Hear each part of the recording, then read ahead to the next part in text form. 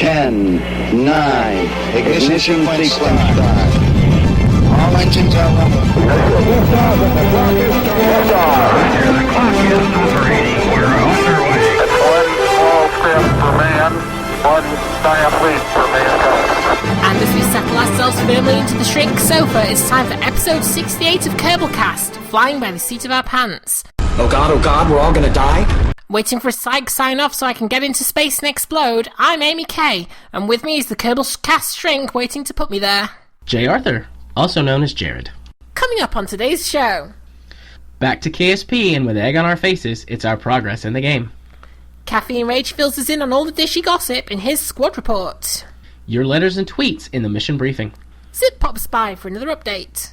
Shrink Talks, hashtag Kerbalcast MP Gaming. Drew Kerman gives us an update from the Kerbal Space Agency. Did someone say Freetoss? Yes, he's back from the dead and brings us the first in a new astronomical series. So, how are you? I'm doing pretty good, Amy. Allergy issues abound, but as I discussed in our pre-podcast pump, I'm ready with some juice, Earl Grey tea, and water. Picard's drink, I like it. Indeed. How about you? This is our first show together, isn't it? Yes. You and me. Yes, it is. And do you know what? What? 3 people have messaged me this week warning me about, well, not warning, worrying about the sanity I will have after talking to you for however long it takes to record this. I'm not quite sure what that says when as a shrink, that the people you talk to have their sanity worried about. Call them out. Who are they? Let me know. Naming no names, unknown spaceman. No, I don't know who else. Well, me and Unknown Spaceman, we talk a lot now. We play a lot of World of Warships together. So I can understand why he would be worried about you. Because, That's not reassuring. No. See, we have Kerbal After Dark here. Well, whenever we play together, it's Jared After Dark. And I don't really have a filter at that point. I'm already terrified. Anyway, shall we talk... Oh, and you know what? What? I've made a pact to myself. I know how much you're obsessed with getting everybody you talk to naked, but there shall be no nudity for the whole duration of this podcast. Biff and Nos will be shocked, but, I'm just gonna go crazy. But nudity builds community, and I might wind up naked anyways, Amy. I told you before, my AC has been off all weekend. I'm recording in my office, and it's very hot in here. Well, it's England here, so it's not that hot. So I'll just. Although that said, I did get sunburnt yesterday, so I don't know if I can really talk. Anyway, let's talk some Kerbal, shall we? Right. Let's go, ladies first. What's your progress been like this week? Right. Well, as is hinted in the show notes and the fact that I said, I think it was last week, yeah. And I have not had a lot of time for Kerbal recently. So it's been weeks since I've actually had a decent stint in the game, but I do actually have progress this week. Right. But, okay. This is a big but, and it leads to a question that I want to ask both you and the listenership. Ask away. I came back to KSP after weeks away, and I seem to have pretty much forgotten a lot. I wouldn't say everything, but things I used to take for granted, like getting to the Mun, Miss orbit, that wasn't really a big deal for me. Coming back a few weeks later, I don't seem to be able to build the rockets that did all those tasks for me before. Let me put it into perspective a little bit. Obviously, career, I only ever play career, and default hard mode settings, that's what I play it on. So coming into that, money's not a problem. The problem I'm finding is it's very difficult to build ships that can do what you need to do for the science and the money that you need. Because obviously, I think you already know, on hard mode, the amount of science and money, etc., that you get from contracts is well reduced. So it's really hard to build up enough to build up your facilities and get the science you need to get more parts. So it's really, really difficult to make the leap between each stage. So I get into orbit, then the next contract I've got that gives only gives like 6 science is fly by the Mun, but I don't have the parts or the facilities to be able to do that. I can just get into orbit with the parts I've got, but it's a really dodgy looking rocket. But I can't get any more science to be able to unlock any more parts. So I'm at a kind of stumbling block. It's not that I can't remember how to say, get to the mod, minimus, etc. But I've got no maneuver nodes. I don't have the parts I usually use, and I can't remember how to get past that first bump. Well, the second bump. So yeah, I'm stuck in orbit trying to get enough science for parts or funds to unlock. What does fund unlock again? What do I need funds for? Oh yeah, to upgrade facilities. I knew I was forgetting something. That's why I sent the tweet out this earlier, because I was in orbit and I was just trying to. How do I get to the Mun without a maneuver node? So my question is, well, I have two questions. One, what is the best way of getting past that first bump on hard mode Korea? And two, do you think KSP is actually a game that's very difficult to get back into after you've had some time off? You ask questions. I was about to jump in and be like, Amy, I hear a lot of whinging, but I don't hear any questions. Let's see. Your first question. Ask the two questions again. I was so excited to make my joke. I wasn't paying attention. Wait. Hold on. Whinging? Did you just say I was whinging? I did. That's not whinging. That is an open discussion, and it's a summary of the status of my Kerbalcast You were career. whinging the whole time. I don't have the parts that I need, and I can't get into orbit. Well, yes, but it was constructive whinging. It was whinging with a point. But it was still whinging. And now solve my whinging. Well, go, Jared. Solve my whinging. Ask your questions again. I was so excited to make my joke, I wasn't paying attention. Well, the first and most important, selfishly, how do you get past that first bump? How would you get past that first bump? All right. What are you taking other contracts? What contracts have you been taking outside of the default ones that it gives you for launch your first craft and go fast and high and all that? Well, I didn't get any more contracts until I got the first orbit, which is fairly normal, I think. That's fair enough. Then I had a couple for parts testing landed that I did just because I always make these things called The Thing when I've got a bunch of landed contracts and just build things that won't go anywhere but will, get off, a bunch of contracts all at once when I think it was, a cockpit and a strut or a stability thing and a connector and just something with no engine, no fuel, etc. But it just gave me a bunch, 4 or 5 science as soon as I launched it. Well, I say launch, it fell to the ground and exploded, but it gave me science and didn't go anywhere. So I did them, and then the next one I've got is Fly by the Mun. The only other ones I've got are test a Rockomax separator in orbit, which is stupid because I don't have any engines or anything that fit the flipping separator. And other things like test something in flight and some tourism contracts that don't actually give me any science. I think one of them gives me 1 science, but the other one doesn't give me any. And yeah, so I'm a bit stuck. But I can't do them because I can't build stable crafts because I can't unlock the parts I need for them. All right. And also I can only use 30 parts. And I'm not whinging. No. I wasn't going to get back on you about that again. I was going to start giving you advice. All right. So the first thing I would suggest doing is the kind of free contracts it gives you for, breaking certain speed limits and height records and distances and stuff? Yeah. Do some of those. I've done them all by getting into orbit. You haven't done them all. There's land distance records you can get by flying, and you can get them with suborbital trajectories. So launch a suborbital to the pole. The North Pole's easier because it's daylight more often than the South Pole. But my first suggestion would be to launch a suborbital flight that will go to the North Pole. Take all your science gear that you have with you, and you should get the contracts for land distance on Kerman records because you don't actually make orbit, and then you can collect all of the science from the poles. Does the land distance records are they still relevant if you're actually in orbit? Does it count the land that you're traversing in orbit? No, because you've got to orbit. Those count for speed and height, but you can get separate distance ones for flying. I noticed that when I do a lot of early game plane stuff, fly around to different biomes and collect all the science that way, and then return the plane, because if you land at the runway, you get 100% of your parts back, or your parts cost back. And I've discovered that the land distance ones are different from the space ones. Okay. So that will give me funds. That will give you funds, and then you can collect science from your biomes that you land at, which will give you more science, and that can help you get past both of those hurdles. The only problem is that it might be expensive to do that, unless you can randomly pick up some contracts that will give you some extra funds along the way. See, I'm hoping for some contracts to come out that I can actually get in the first part of the game. You see, I don't remember it being this difficult. I'm sure it's just because I've had time away, But I don't remember it being this difficult to actually get the parts I needed to at least, say, get to the Mun. And I don't know if they made it harder. I don't think so. I mean, you can get the Mun flyby with your first 30 parts. You can actually land on the Mun with your first 30 parts.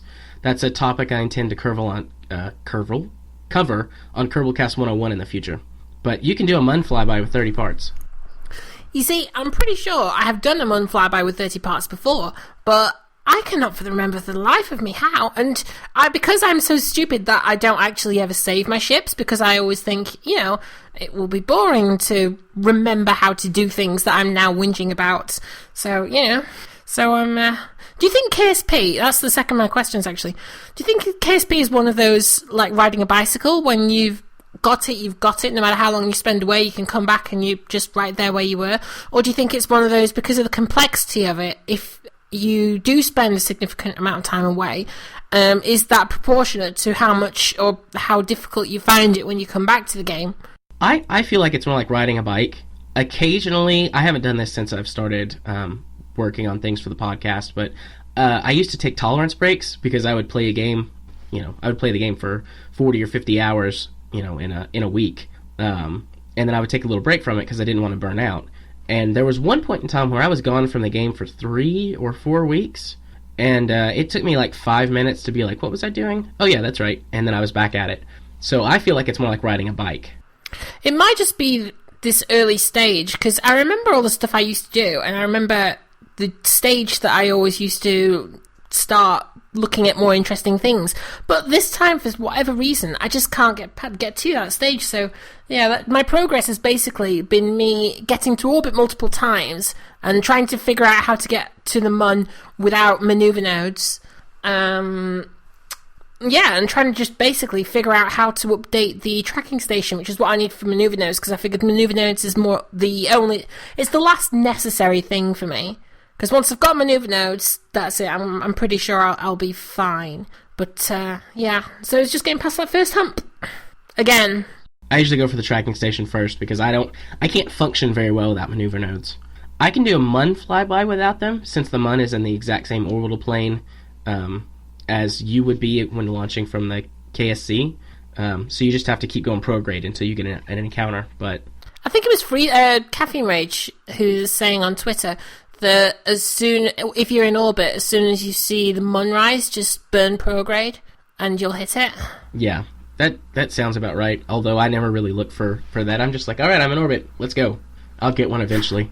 What? So you just go out there and just keep looping until you hit it? Yeah, Time Accelerate exists for a reason.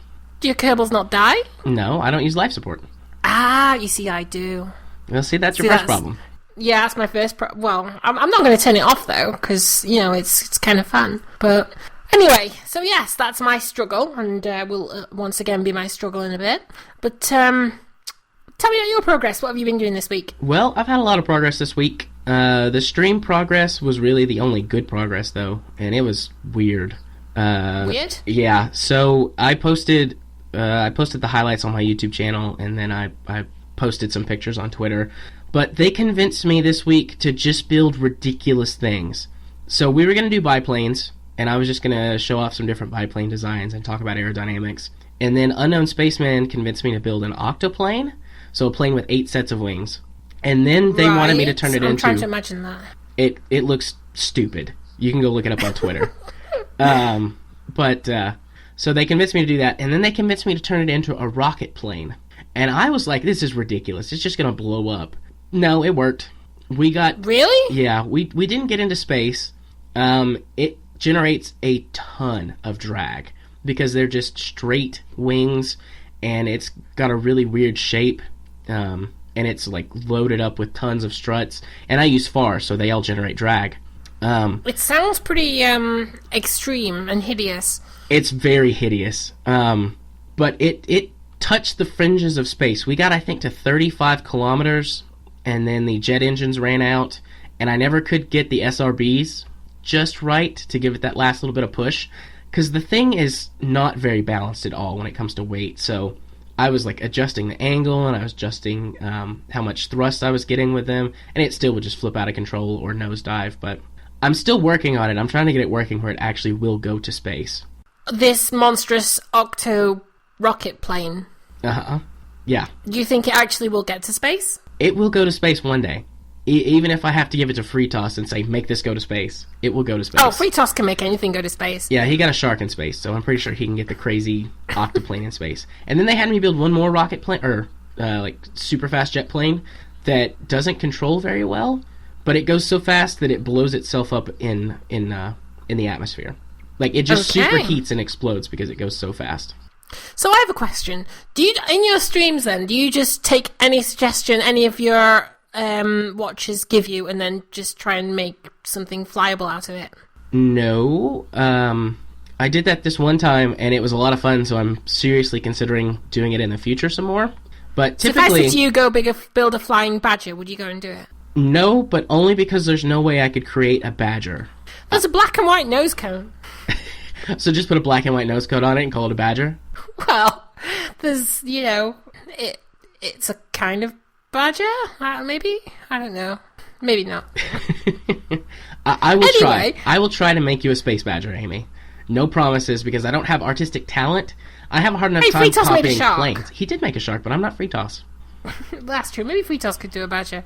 Maybe he could. Well, Freetoss... He set it on fire, though. That's okay. Freetoss, that's your challenge. Build us a badger, put it on YouTube, and we'll watch it and give it millions of likes. You'll be YouTube famous.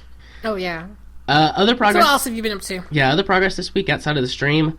I launched my module for the Kerbal... What is it? Kerbal Unity Station or whatever, that project that Caffeine Rage is doing. I just call it the Cuss. So what's the deal with that? I haven't actually... like I say, I've been really busy, so I've kind of missed the whole thing with that. Is that like a community station? Yeah, we've got a one save file that we're all passing around. It's on the Kerbalcast Steam group. We've got one save file that we're passing around, and we add stuff to it, and then repost the save file, and the next person goes and adds something to it. We've hit a problem, though. My module was too big and had too many parts, and so it killed everyone's game performance. Curse you, Jared! I didn't do it on purpose. I actually cut it down. The module that's up there is only half the size of the original module. So how big is this thing now? The station itself? Yeah. Last time I looked, it was... Kerbal Engineer told me that it was 650 tons. I don't remember what the dimensions are on it, but it's big. It's really big. So how many people have got involved? How many people have added to it? There's about 10 of us, I think, that's done it so far. And a couple of us have added to it multiple times. I say us, I've only added to it once. My PC will explode if I try and load that again. Wow, it sounds really interesting. I would like to add to it, but I have a horrible feeling that if I tried to add anything to it, I'll just kind of run into it. Well, that's okay. We've got, everybody's got a copy of the save file, so it's not like you wreck it, and it's like, oh, the save file's gone forever, guys, sorry. Do you think this is how Kerbal multiplayer will be? Collaboration on projects? Possibly. I hadn't thought about it that way, but yeah. Although passing around the save file takes time and work, so the game would, multiplayer would probably handle that all on its own in client, but I could see that happening. Like, you've got a game and your friends are like, oh, I'm going to come add to your station. And then they log into your game and add to your station. Because it's just a big mystery at the moment, isn't it? The whole multiplayer thing. I keep thinking of new ways that they might do it. We've spent how many episodes now speculating on multiplayer? It's really hard to not speculate, though, because we know it's coming. We don't know exactly... We've had hints, but we don't know exactly how it's going to work. So I can't quite help it. So. That's true. Yeah, Freetoss and I were talking about this on our episode a month and a half ago or so. I think but none of your $1 million ideas came into fruition. One of my $1 million I'm not going to shut up about this because I'm so happy about it. But one of my $1 million ideas is going to be a 1.1, so I'm really happy. Well, you've got what they're calling it, I think it's contextual contracts or something. I remember talking to Freetoss about that a while ago, and now it's here, so I'm really happy because that's what I really wanted. I'm really excited for contextual contracts. That's the second thing I'm most excited for, although I'm not sure if you can count Unity and 64-bit anymore as like a thing that people are excited for. Like, we all need that, and that's everyone's number one thing, so... Can you imagine how many mods you can install with that? You don't want to see my face right now. I'm so happy. Oh, so am I. Believe me, I'm so happy. I hate having to cut... Every time there's a new release, so much more stuff's added to it that I have to cut down my mod list again. Yeah, I can't wait to build it all back up. That's a good segue for the rest of my progress. I don't know what has broken in my mods this week, But after the stream, like, my game was crashing like every 20 or 30 minutes on stream. And I have spent the entire week afterwards, like, trying to figure out how to get my game to run, and it just won't. So I'm reinstalling a clean version of the game, and only installing like 3 or 4 mods, like the ones that I deem like the ones that I deem the most essential. And which are those? That is Kerbal Engineer, Ferrum Aerospace, KW Rocketry. Oh, interesting. And then the Kerbal Attachment System, Kerbal Inventory System package. Like, I know you can use Kerbal Attachment System without Inventory System, but I quite like Inventory System, so both of those. And that's it. I'm not installing any other mods. And you'd say those are your most important ones? Yeah, to me, those are the most important mods. And it's interesting you say KW Rocketry. Why would you pick KW Rocketry over something like, say, Procedural Parts? I like the Procedural Parts mod, but at the same time, I don't have as much time to devote to the game as I want. So having those confined parameters of, these are the parts that are in the game, help me out.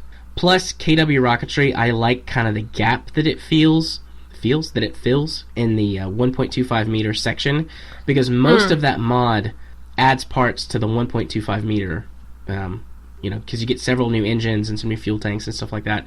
So it really helps in the early game to give you some more variety. There's some other stuff for later in the game, but that's where, I appreciate the most help. So. And has it been fairly stable for you since you've only installed those? I haven't done it yet. Right, you're going to. Yeah, I spent until Friday working on it, and then I didn't get a chance to do it yesterday, so this afternoon I'm going to go in and do that. I suspect it will, though. I've done that a couple of times in the past, and it's always fine, and then I start going, I could probably just put this one more mod in there and it'd be fine. I could probably just put one more. Just one more, and then 2 weeks later, it's like I'm up to 50 or 60 mods and my game's going, It's I've had the same thing since I've got back into it. I did a clean install because I just had too many mods on my last install, and I thought I'll just put the bare essentials in there. So I installed them. I can't remember off the top of my head how many there were. There was maybe 10, 11, 12, 13, but not big ones, so not big memory hogs on the most part. And it was going mostly okay, but after, say, the second hour, it just crashed. So I opened it up again and was playing for another couple of hours, and then after the second hour, it just crashed. So I don't know if there's a memory leak that builds up until it dies, or I was just really unfortunate, but I seem to consistently get to the 2 hour mark before it crashes. I would be very happy with 2 hours. I'm pretty happy with 1 hour, honestly. An hour and a crash, I'm okay with that. Which I'm not sure if that's a good thing or a bad thing, but that's what I'm okay with. But no, I'm down to under 30 minutes now. I have an interesting question then. Okay. Has there ever been another game that you've ever played where you would consider it acceptable or okay if it crashed every hour or half an hour? No, I've never played another game that I would consider acceptable. It crashed every hour or so. Ever. Do you think that's because the reason that so many people accept it from KSP crashing so often is because it went through early access, or because it's a game that they're just really into, or have they just come to accept crashes as part of the game? I mean, we are talking now about a post 1.0 game. Yeah, it crashes fairly regularly for a lot of people, yet people seem to just accept it, and I can't think of any other time that I've ever seen that happen. It's a combination of love and acceptance. It's kind of like what happens with a relationship. You meet somebody for the first time, and so I met Kerbal Space Program for the first time, and I just fell in love with everything about her. Her graphics, her modability, the presentability, and she had some flaws, but I was very in love in our opening phase of our relationship. And then we got going for a little while, and I started to notice more of these flaws, but I had already built up an attachment to her, and so I carry on through the flaws. But now that it's pushing into the console market, do you think console users generally have the reputation of being a little less patient than PC and Mac gamers? So do you think that's going to be acceptable if it, say, starts crashing all the time on the PS4 or the Wii U? I doubt it, but it's a different environment there, so I don't think it'll happen as much. I'm also a console player. I don't play consoles very much anymore, but I do have an Xbox One and a Wii U and other stuff. No! We were getting on so well as well. Why did you have to say that word? You're not an Xbox person? No, I'm a PlayStation person. That's okay. I had a PS3, I just didn't get a PS4. I don't have the money to buy both of them anymore. I've had a PS1 too. I've got a PS3 and 4. I think the PS2 stopped there as well. But no, the Xboxes are evil. I emulate games on my PS2, or emulate games on my PS. I emulate PS2 games on my PC all the time. Yeah, well, it's... Anyway, sorry, I didn't... You just put me into a little bit of trauma there. Go on. Well, I'm here to fix it too. No, what I was saying is that the difference in designing for a PC market and a console market is that all PCs are different. There are bazillions of combinations of hardware and software that people can be running that game designers kind of have to go with, well, here's kind of the most common ones, and let's just hope for the best. And KSP's got a lot of problems, but some of those problems are experienced more by certain users who use AMD versus NVIDIA and vice versa. Mac has its own set of problems versus... There's very few Macs, though. I mean, it's not like there's an infinite combination of Macs. That's There's true. like 4. That's true, but they still have problems. Mac's got its own set of problems because they're trying to design for Mac, PC, Linux. I said PC, Windows, Linux, all of those things. In a console, everybody's got the same console. Yes, there are different consoles, but each build of the game should be optimized for that specific console, which only has one hardware set. So, will that solve the problem, though? I mean, if it's memory related, it will go. Do they know what is causing it? It will go a long way to solving the problem because they know exactly what environment they're working in, and so when they find bugs and they find issues, they'll be able to more easily pinpoint where the problem comes from. I mean, I'm not saying that it's going to be fixed or perfect or never crash, but I don't think it'll crash every hour or 2 hours. I would just love if it never crashed. It didn't even occur to me until you started talking about it that, hey, I do actually just accept it's going to crash. But, I mean, that's because we love the game, so we put up with its faults. Yes. Anyway, do you have any more progress? No, that does it for my progress for the week. Right, then shall we head on over and hear what Caffeine Rage has to say in his squad report? Let's hear what Velvety Smooth has to tell us. Greetings, I'm Caffeine Rage with your weekly squad report, reporting all the news fit to repeat. While 1.1 hasn't made it to QA yet, the dev note said that it's going to be in it very soon. During Squadcast, MaxMaps addressed the delays with the update. He apologized for them, but reassured viewers that it would be worth the wait in the end. He said that Squad has chosen to not rush the update out the door with only the engine changes and bug fixes, and that they are looking at making the update even beefier as it draws closer to QA. Also, they're taking the time to go over the systems that needed attention to make the update as polished as possible. Speaking of systems getting attention, Felipe has been hard at work with the interface overhaul for the map screen, as reported last week. A welcome byproduct of the overhaul is that the code that renders the map view objects, orbits, splines, and nodes for example, appears to have been dramatically optimized. While Squad doesn't have proper benchmarks as of yet, and individual mileage will vary, they report that the difference is noticeable due to the multi-threaded user interface rendering added in Unity 5.2, adding another layer of optimization to the whole user interface. In further user interface news, Romfair is working on the staging backend calls. The purpose of this part of the code is to update the staging list based on how you pick, select, and drop parts in the editor. This has proven tricky to bug fix due to the calls coming from the backend, some of which undo what previous calls fixed. Something else that was reported last week was the beginning of the KSpedia system by Mew. He has been hard at work on this, getting the database and backend toolset finished.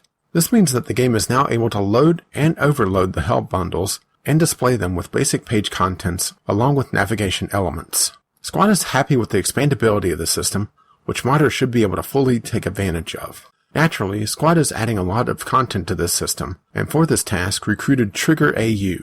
Trigger AU, besides being part of the QA team, is well known for several popular mods, which includes Kerbal Alarm Clock, Transfer Window Planner, Alternate Resource Panel, and KSP Tips. Finally, the winners for the 2015 Unity Awards have been announced. Squad came away with 2 silver cubes, winning the best gameplay and community choice categories against some very stiff competition. Congratulations. That's it for the news this week. Now back to Team Babycorn. Right, thank you, Caffeine Rage, and that just makes me more and more excited for 1.1. I'm really looking forward to this. I actually appreciate the amount of time they're spending on it. I know they've ramped up the amount of time they've spent on updates, like longer and longer as they got to, say, 0.9 and then 1.0. And I don't mind them spending so long on 1.1 if it's as good as it sounds like it's going to be and as polished as it sounds like it's going to be. What do you think? I'm on the exact opposite end with you. I wish that they would just push out 1.1 with the 64-bit update and some bug fixes. That's it. I don't want anything else from my 1.1 except that. And I'm getting annoyed that they're spending more and more time with other things, like trying to bundle it into this update. And I get where they're coming from. Like, they want to feel like, or maybe give off the appearance that they're doing a lot more than just bug fixing and engine updating, because that's not as exciting to like games media. And I would normally say your average gamer, but I feel like the average KSP player is a little bit farther up the scale in terms of their knowledge when it comes to this sort of thing. So, but I don't hate them. Like, I'm not bad mouthing them or anything. Like, it's just, it irks me that they just keep waiting and keep waiting and keep waiting. I can't imagine it's as simple as just update Unity, roll it out, because I'm pretty sure if it was that easy, they would have done it way before 1.0. No. I'm not trying to say that it's, like, easy to just do, but I feel like that to me, they're wasting a lot of time trying to roll in all these other things, when I feel like that they should just throw that into QA testing, 64-bit, 1.1, like, all of that stuff, and none of the other additions, and then get that out to us faster, instead of trying to roll in the part additions and all these other things that they talk about all the time. Hey, Jared. Yes? Are you being impatient? I am being impatient. You want it now! I do want it now. I'm whinging. It's my turn to whinge. Yes, okay. I feel retribution now. I have whinged, and now you have whinged. We are whinging Team Babycorn. We are. Speaking of which, Babycorn? Come on, Rage. Unless baby is like a pun on shrink, in which case, good for you. Otherwise, I'm sitting here a little confused at that. Hey, you were the last one to whinge. Maybe you're the baby and I'm the corn. Maybe I am the baby. Maybe I'm Rage's baby. Rage's baby? Oh, no. I think that is a very good time to move on, because I'm getting all sorts of images I do not want in my head. I'm getting fuzzy feelings. Let's move on, before Shrink has any more time to be disturbing, to the mission briefing. First stage expended. Second stage. The mission briefing. And welcome back to Mission Briefing. Our first letter comes to us as a Google alert from Biff. And it says, Kerbal Unity Awards 2015. And like Rage said, Kerbal Space Program won the Community Choice Award and Best Gameplay Award. Woohoo! So, go Kerbal! Woo! Despite crashing all the time. Yeah, well, we love it so much that we put up with its flaws. We do. You're really accepting in that relationship you've got there, haven't you? But you're impatient still. I am impatient. Well, I have character flaws too, Amy. Really? They're not solved by nudity? Most of them are, but there are a few that still exist that nudity just doesn't solve. Oh, it's a shame. And here I was thinking it solved everything. Next letter comes from... Well, this is a interesting name, so I'm just going to say Peter. And now he's responding to a questionnaire that... Biff and Nos gave out in episode 1. So, I think, since there's questions and answers, we should do this in the form of an interview, because why not? And it's up to us, isn't it? So, shall we start? You're Peter, you're not you. You have to be Peter. You have to sound like a Peter. You have to do a Peter voice. Alright, hang on a second. Let me get into character. Alright, Amy, I'm ready for the questions. Nice to meet you, Peter. Now, Peter, here are your questions. Is your name related to anything space-oriented? No, but every time I fly an SSTO, rocket, or shuttle, I go full legit. Hence my name, the Legit Pilot. Actually, it's my camcord name for simple planes. Where are you located? Bloomington, Illinois, home of Blue Angel number 6. Cool, right? What's Blue Angel number 6? The Blue Angels are a Navy organized, ran airshow flight performance team. All of my words are just leaving me. They do air shows. I was going to say, that was just a bunch of adjectives all bundled together. They do air shows, and they do, cool flying formations and stuff like that. And they are called the Blue Angels. All of their planes are painted blue. Ah, are they like the Red Arrows in the UK? Probably. I'm not familiar with the Red Arrows, but if what they're I described... kind of like red planes that do loads of tricks and kind of cool. Yeah, same thing. Back into Peter mode. Right, back into Peter. How has the game changed your perception of space? It really didn't do much, because I've been into space ever since I was a baby. Literally. I've been to the Challenger Learning Center, which is a space center for learning more times than 100, so not at all.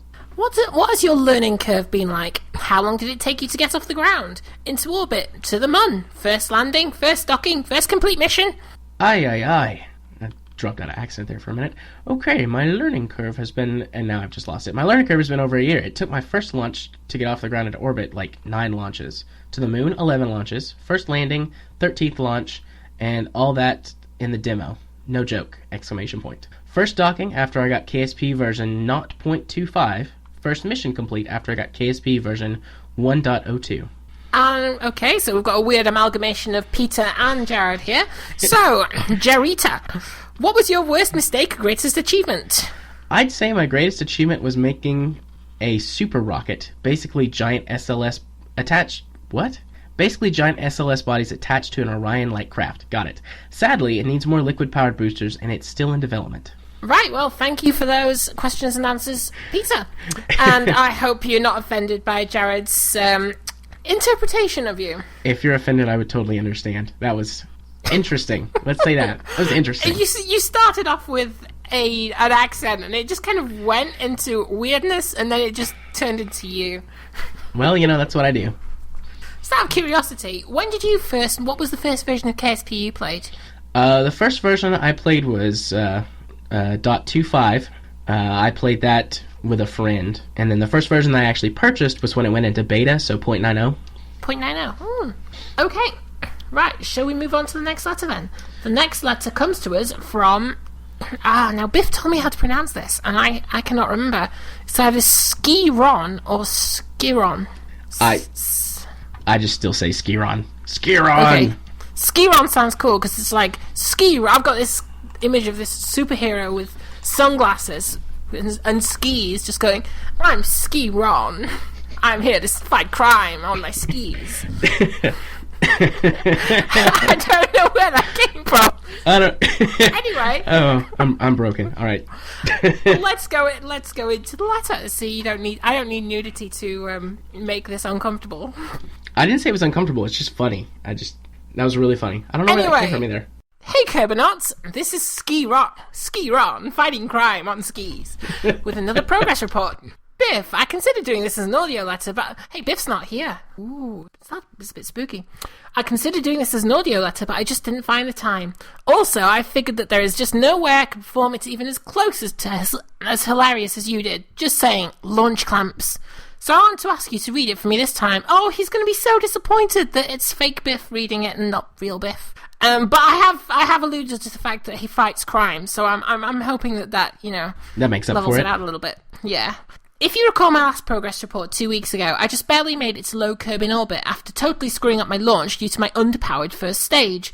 With hardly any fuel left, my Kerbals were given an unscheduled break to get back to normal pulse rates while I was putting together a refueling probe to help them continue their voyage to the Mun. The only problem I encountered with my first ship in orbit was a glitch with the service bay, which was part of my service module. Every time I jumped to the ship, it vibrated and wobbled, most probably due to some parts inside the bay interfering with each other. I already encountered that problem with the 1.25 metre science bay and knew that opening and closing the science bay doors solved the problem, so I didn't bother. Remember the last time I didn't bother, it nearly killed the mission on launch. After refueling in orbit, the flight to the Mun went uneventful. My newly developed lander brought me down without any incident. By the way, I do not use HyperEdit or other mods to test my crafts, but I usually do several test flights on Kerman with every new lander, equipped with extra engines to account for the higher gravity. Just as Amy... Ooh... I get mentioned. Just as Amy, I love to keep things as realistic as possible. But back to topic. The lander got me down for a smooth landing. My Kerbals collected science, did EVAs, and planted flags. During a perfect ascent, I already celebrated and thought about future missions to Mimas and Duna, but all celebration suddenly stopped when rendezvousing with the command module back in lunar orbit. As I approached, I noticed that the CM and service bay had completely separated from the fuel tank and main engine, which were now peacefully floating nearby. After quickly assessing the damage, Kerman, who was piloting the CM, hadn't even noticed that half of his spacecraft was missing. I docked the lander to the CM. Although not considered to perform active docking operations itself, I luckily had equipped the lander with enough RCS engines and fuel to perform the docking. Unfortunately, I had far too less remaining fuel to propel the CM back to Kerbin with the lander's little engine, and no way to retrieve the fuel from the separated tank. Also, the lander was intended to stay in moon orbit to be refueled and reused for future missions, so I did the only thing possible. I established another rescue mission to save the first mission, which had already once been saved by the refueling mission. Wow, this is one of those plots where the rescuers rescue the rescuers who rescue the rescuers who died. It just it just keeps going deeper and deeper. Hell yeah. Did I mention that I'm playing career mode, that I'm low on funds? Oh, Ski Ron, I feel your pain. He's a fellow career mode low funds sufferer. I feel your pain. So I sent another ship to the Mun to reduce costs and maximise science. The ship carried a passenger and 2 Kerbals for a second Mun landing. And of course, lots of fuel, and this time no service bay. After a successful second landing on the Mun with the refueled lander, I used the rescue command module to carry the crippled first command module and its crew back to Kerman for a lucky safe re-entry and landing of both ships. Mission success! God, that was dramatic. Conclusion. I read about other players encountering the same problem when stacking too much stuff in the service bay. I guess one of my goo containers was placed a little too low and interfered with the fuel tank, causing it to separate. Anyway, although I expended much more funds than I expected, I still called it a win. These Apollo 13-like scenarios challenge you to keep your Kerbals alive somehow, is what makes KSP so special to me, and make even a trip to the Mun, which I have performed so many times, still challenging and fun. Luckily, since I just reinstalled the game, I currently got neither life support mods nor Kerbal construction time installed yet, otherwise this mission would have seriously gone wrong. Referring to my audio letter from last week, I hope I did not scare anyone from trying Orbiter Simulator. It's the only game that I consider at the same level as KSP, and I can only recommend it to everyone who loves KSP and realistic settings. Amy, this call is for you! As for KSP, there are lots of great YouTube tutorials and remarkable mods out there for Orbiter. If anyone needs tips for startup or mods for Orbiter, feel free to contact me. You can find me on Steam. My name there is Acran. It's spelled A-E-C-R-A-N. Since I am in Turkey for another month, it might take me some time to respond, but I definitely will. Plan spot and burn hard, ski Ron, fighting crime. That was quite dramatic. And you know how he says that these kind of weird rescue missions extend the lifetime, the playability and enjoyment of KSP? This is exactly what I was saying about contextual contracts, and it's another reason I'm excited about it. If this is the kind of thing that they could not just allow you to do, which you can anyway, but actually give you some sort of reward for it. That's interesting. They reward you, so you make a mistake, you strange your crew, then they reward you for going and rescuing them. Well, just think about it. If you think about Apollo 13, it pretty much exploded, but everyone was behind them to actually get them home safe. It could be that sort of thing. You could dismiss it as the media and society is rallying around you and really wanting you to get your crew home, or something, or your job is on the line, do it or you'll be executed or something. Yeah. That went dark. Well, I don't know why, but it was the first thing that came to mind. It's a good job I'm on with a shrink, isn't it? Yeah, anyway. we can talk about all this later. So, what's next? Right, next is a letter to us from Mr. Eunice, and it's called the SETI mod. Hey, just wanted to write a short recommendation to all KSP players who might want to spice up their career playthrough a bit. I installed a mod package called SETI a while ago, and career mode has never been more fun. SETI revamps and redesigns your career, giving you a more gradual and more realistic progression, starting with unmanned suborbital probes, then planes and atmospheric science missions, then orbital probes, then finally unlocking the first manned space pod on the 3rd or 4th tech tier. Besides the revamped tech tree and contracts, the pack includes a lot of extra contracts like the Anomaly Surveyor pack, which is simply wonderful, redesigned parts from Venus stock revamp, and a number of other small and big mods that make the career game feel new and better designed. The revamped tech tree also integrates well with the other part mods like Near Future, Interstellar, KW Rocketry, and others. While waiting somewhat impatiently for 1.1, see there's another one, and contextual contracts, this mod has breathed new life into KSP, and I'm enjoying it immensely. Thanks for the great show, guys, and keep it up. You really contribute to the feeling of community surrounding this wonderful game. Master Eunice. P.S. Taylor Swift rocks. Oh, and Biff isn't here to hear it, because I have no feelings about Taylor Swift at all. Yep. But in his honour, as fake Biff, I will be offended on his behalf. I'll try and do an American accent. How dare you? That wasn't very good, was it? That was awesome. Amazing. I have actually used the SETI mod, and I quite like it. The thing that I like most about it is the redesigned tech tree, because it makes more sense that in a career you're going to send up probes first and then deal with planes before you deal with launching rockets into space. And in the normal career, like your second or third contract is get into orbit. I tried a mod, it was before 1.0, it was in 0.9, called Adios. It was another revamped tech tree, but you actually had the option of starting with a manned tech tree or an unmanned aircraft tech tree, and I always used to pick the unmanned because I like the realism of starting off unmanned with limited control, etc., and building up to where you're able to send manned craft. I quite like that. And just another shout out for the mod that you mentioned. I think you said it was built into SETI, but the Anomaly Surveyor contract pack, that is so much fun. The first plane I ever built that worked in KSP, Freetoss helped me build just to do a contract from that pack, which was to go to the island airfield. But I think that Anomaly Surveyor, it pretty much is almost like a tourist guide to a lot of the Easter eggs in the game. So it's even if you don't have the SETI mod, the Anomaly Surveyor contract pack is a fun one, in my opinion. Oh, that's pretty cool. I should take a look at that. Because I've not found, like, I've seen a lot of the Easter eggs online, but I've only found a few in game. That would be a neat, incentivized way to go get all the rest of them. And they're on the contract, so they don't really add to your RAM much. Yeah. There was one more point I was going to make, but I forgot it, so it must have not been very important. You say that now, but that was the only key to surviving the fall of mankind! Well, then I guess we're all toast. Anyway, I again, what's with all the drama? Why am I being so dramatic today? You're performing. It's performance you're anxiety. You're a bad influence on me. Yeah, performance anxiety. Yeah, and you want to impress me because of my qualifications. I'm not getting naked! On to our next letter. Our next letter comes from Drew.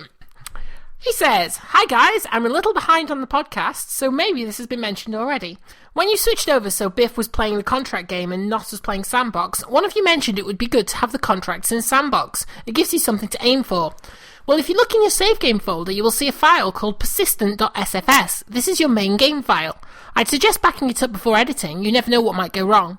Open it up with a text editor. Notepad will do if you're on Windows. Linux users won't need to be told, and no one wants to start a new Emacs versus Vim war. And I don't know about Macs. Well, I can say on Macs you can just use text edit. If you want a game without funding, find name equals funding and remove everything within the brackets to either side. It should start with scenario curly brackets and end with a curly brackets and remove all of it. To make all tech available, do the same with name equals research and development. That's all one word. This way, I've made a game that has the reputation and funding, will push out contracts for me to complete, and will allow my Kerbals to gain experience, but all the tech tree is available from the start. Live young and fly fast, Drew."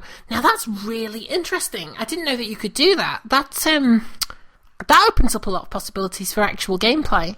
Yeah, I've considered doing that before, but every time I go into my save file and start looking at all that stuff, I'm like, I don't want to mess with this. I'll just play normal. You just know it's going to crash more or break or something. Probably. That's probably it. Like, my game crashes so much already, I don't accidentally want to break something worse. But an interesting point. Thank you for that, Drew. I'm sure there'll be some people out there who want to play with that. Yeah. And who have we got next? We've got me with a letter called Biff Aldrin Letter, and I'm sure you can guess who it's from. Ooh. Dear Amy and J. Arthur, thanks for hosting Kerbalcast this week. I can't wait to hear what the Brit and the Wit have in store for us. Oh, yeah. Is he saying I'm not funny? I think he might be. You should have a word with him. I shall bestow upon him another rendition of my American accent. But sorry, continue. First of all, congratulations to Squad for winning in 2 categories at the Unity Awards. Best Gameplay and Community Choice are big achievements and well-deserved for such an awesome game. Well done, and thanks for all your hard work. Secondly, I have another $1 million idea, trademark Biff Aldrin 2015, but this one is not for Squad. It's for J. Arthur, aka Shrink. Let me tell you right now, Biff, I don't have $1 million to give you, so even if your idea is amazing, you're not getting paid. Now that he's into Twitch streaming, I say that he combines his talents and offers live counseling for his viewers. They could write about their problems in the chat window, and Shrink could respond. It looks like username Noah Zark is still wetting the bed, and he's in his mid-20s. He wonders if any woman will ever love him. Love him? Love him.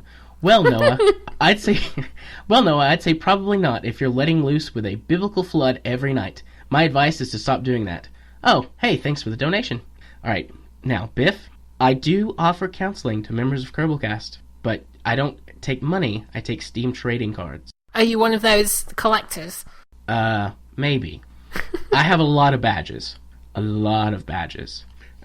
That's been a running joke for the last few weeks with Caffeine Rage and a couple of the others, but in all seriousness, genuinely, guys, if you need somebody to talk to, just hit me up. You can send me a direct message on Twitter, or if we're friends on Steam, you can chat with me. Trading cards are appreciated, but they're not required. I've spoken to you in Twitch streams before. You're fairly strange as it is. Yeah, that's true. I can't imagine someone wanting to come to Twitch and spill all of their problems in the middle of chat, but I'm sure those people exist. I'm pretty sure they do. I mean, there's every sort of person out there, but you wouldn't think that a Twitch stream was your first go-to place for counselling. Oh, I really need to talk to someone. I just feel I have so many problems. Who's playing whatever it's called, War of Warships or something? World of Warships. World of Warships, yes. No, my problems aren't World of Warships. My problems are more of a Civilization 5 sort of thing. Actually, that could work. And then I'll just go stream Civ 5 and we can talk about your problems. All right, back to the letter. Yes, anyway, sorry. I was getting too carried away. And lastly, most of my progress this week has been confined to the Kerman system. After reinstalling the Remote Tech and ScanSat mods, I've been setting up a communications network for future missions. I have one ComSat in geostationary orbit directly above mission control, and then 3 more ComSats spaced a quarter of orbit apart. That gives me full coverage of Kerman. I also have built a satellite loaded with every scanner available and named it the Kerbalcast Scan Solo. Haha.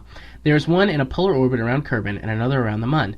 The last thing I did was expand the space station that is orbiting Kerman at approximately 300 kilometers altitude.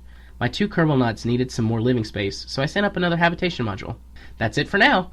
I'm counting down the days until The Martian hits the movie theaters and rereading the book again. The previews look great, although it won't be as good as Robinson Crusoe on Mars. Homer to you, Mobile. Biff.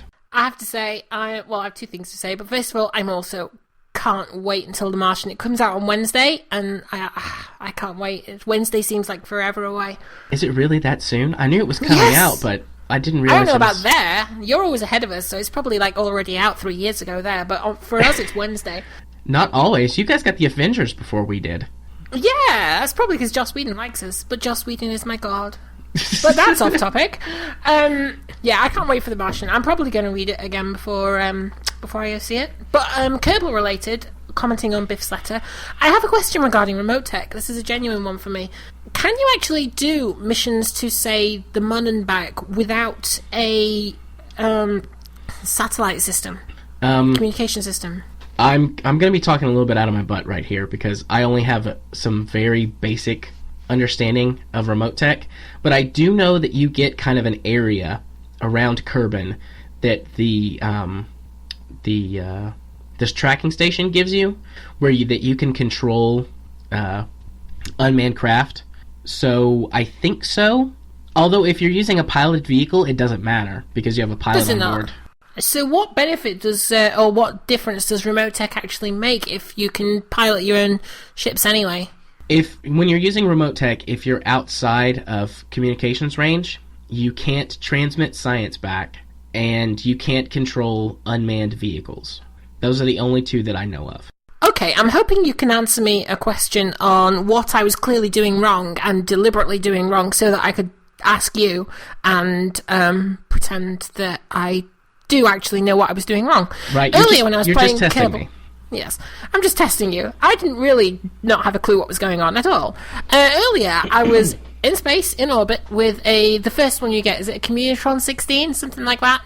And Sure. I tried to transmit back some science, and it says, no communication device on this vessel, yet I am looking at it, and why? What am I forgetting? I have charge, I have a big thing sticking out of my parachute, because I always put it on the top so it looks nice. And but it told me I didn't have any communication device. Tell me what I'm doing wrong, because clearly there's something obvious. You were in orbit of Kerman? Yeah. Where were you in relation to the Kerbal Space Center? God knows. I have no idea. I know that the coverage area from the KSC and remote tech doesn't go around the whole planet. It's kind of a cone that reaches out into space away from the KSC. Okay. So if you were opposite, or if you were outside that cone, then you couldn't transmit science back. Would the error message actually be no communication device on board? I have no idea. The only time I've ever gotten that error message, I don't use remote tech, so the only time I've ever gotten that error message is if there's something blocking my my communications device, whichever one it is, from deploying. So if I put it improperly inside of a cargo bay or something like that, then it won't work. It might be. Sorry, you said you put it inside your parachute? No, on top. I always have it on top, sticking up like a kind of spire, because it looks nice. It might have been reading it as not connected to your vessel, because parachutes are counted differently from other parts in the game because they deploy. So it might have been saying that it wasn't connected to your ship because it was on the parachute, which gets deployed, and then it's no longer counted as being on your vessel. That's interesting. I'm pretty sure I've put it there before and transmitted science back. If anyone's out there is listening and knows why, or can confirm Jared's opinion that my Communitron wasn't working because it was on top of my parachute, let me know, and I promise I will accept the answer and not at all pretend that I knew exactly what was going on. Again, just further testing of my knowledge, right? Of course, and everybody else out there in Kerbal land. Shall we move on to the next letter? Indeed, sounds good. It's your letter. The next one is from Nos. Oh, Nos. Oh, how we shall miss you when you go. It's the king of Kickstarter himself. It's all part of my master plan. Just getting him out, just gotta get rid of Biff, and then I'll be on the show full time. Or you, I could get rid of you. You planned this whole thing. I bet you bought every single one of his Kickstarter pledges yourself, didn't you? Because you just wanted him out of the way. Well, you can't see my face right now, but I'm making a very maniacal-looking face. And I'm tapping my fingers together. Is it inside your head screaming, "Mwahaha"? Yes. Right, understood. He says, "Hey, JK." Ooh, I like that. JK, it took me a minute to twig, but I get it now, JK. All right, let me stop you for a second. My wife's name is Katie, and my name is Jared. So that has been a running joke that I've heard for the last 4 years now. So I just kind of brushed it off. JK? I think I'm missing a step here. Do you know what JK stands for? Just kidding. Oh, right. Yes, got it. Yeah. Is that it? Yeah, yep, that's it. Carry on. Okay, you confused me there. All right, so do people call you and your wife JK? Yes, as a joke. Right, so maybe he's not talking to me. Maybe he's talking to you and your wife. And maybe he just doesn't care about me. Nos, how do you know my wife? Maybe she's behind his Kickstarter. Anyway, we're getting way off topic here, aren't we? That's what we JK. do. I want to get Rendezvous down, for my Duna trip, so I'm putting a space station in orbit around Kerman for practice. Since it is just practice, should it just use the least amount of fluff possible and send a fuel can with a docking port? Or would it be better to have everything needed to make it a larger station later on? How large of an orbit should I go for? Would it be easier to practice around the Mun since it's smaller? Great podcast! Nos sign-off is best sign-off. Nostromo. So, do you want to field that one?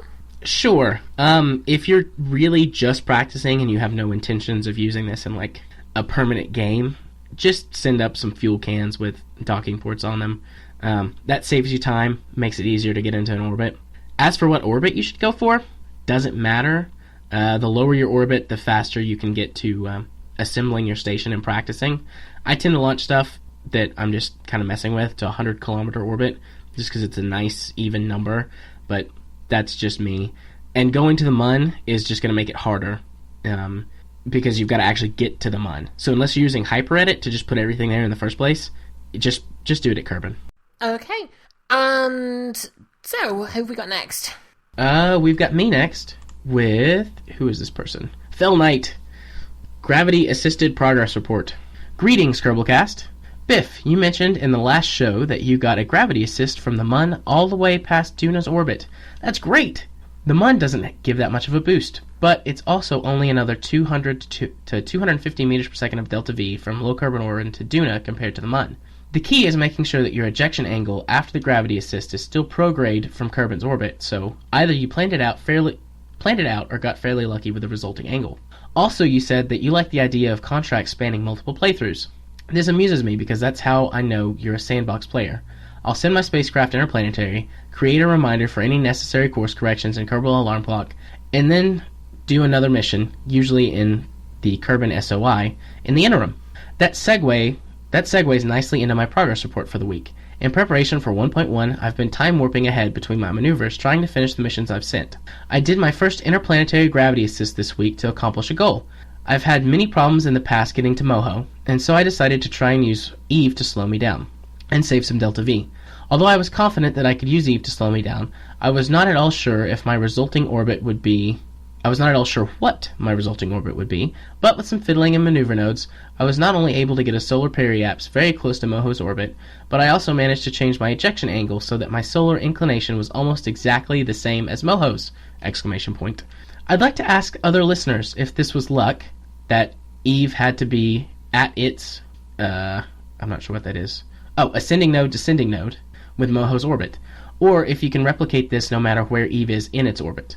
Long story short, I was able to do a very small correction burn, 20 meters per second, once back in solar orbit, to get my encounter with a 10-kilometer periapse above Moho, and it only cost me 1,300 meters per second Delta V to circularize instead of the 2,410 that the Delta V map says is required. So my craft is currently in a polar orbit of Moho, and I'm deciding between trying to return to Kerman with my extra fuel. I only have 3,000 meters per second left, so I'm pretty sure I'll need a gravity assist from Eve, or go for a landing. I'm using dual ion engines, so I only have a 1.3 thrust-to-weight ratio on Moho. It will be challenging to land, so I'll probably try that. Next week, I'll report on my 5 missions to Jool, which should arrive soon. Jool, Suicide Probe, Lathe, Probe, Bop, Val, and Pull manned landers. Fly hard, fly far, fly efficiently, fail might. P.S. I picked up The Martian thanks to your recommendation on the show, and it was fantastic. Woohoo! I finished it in 2 marathon reading sessions. I hope you do a Kerbal After Dark segment on the book and movie after its release in theaters.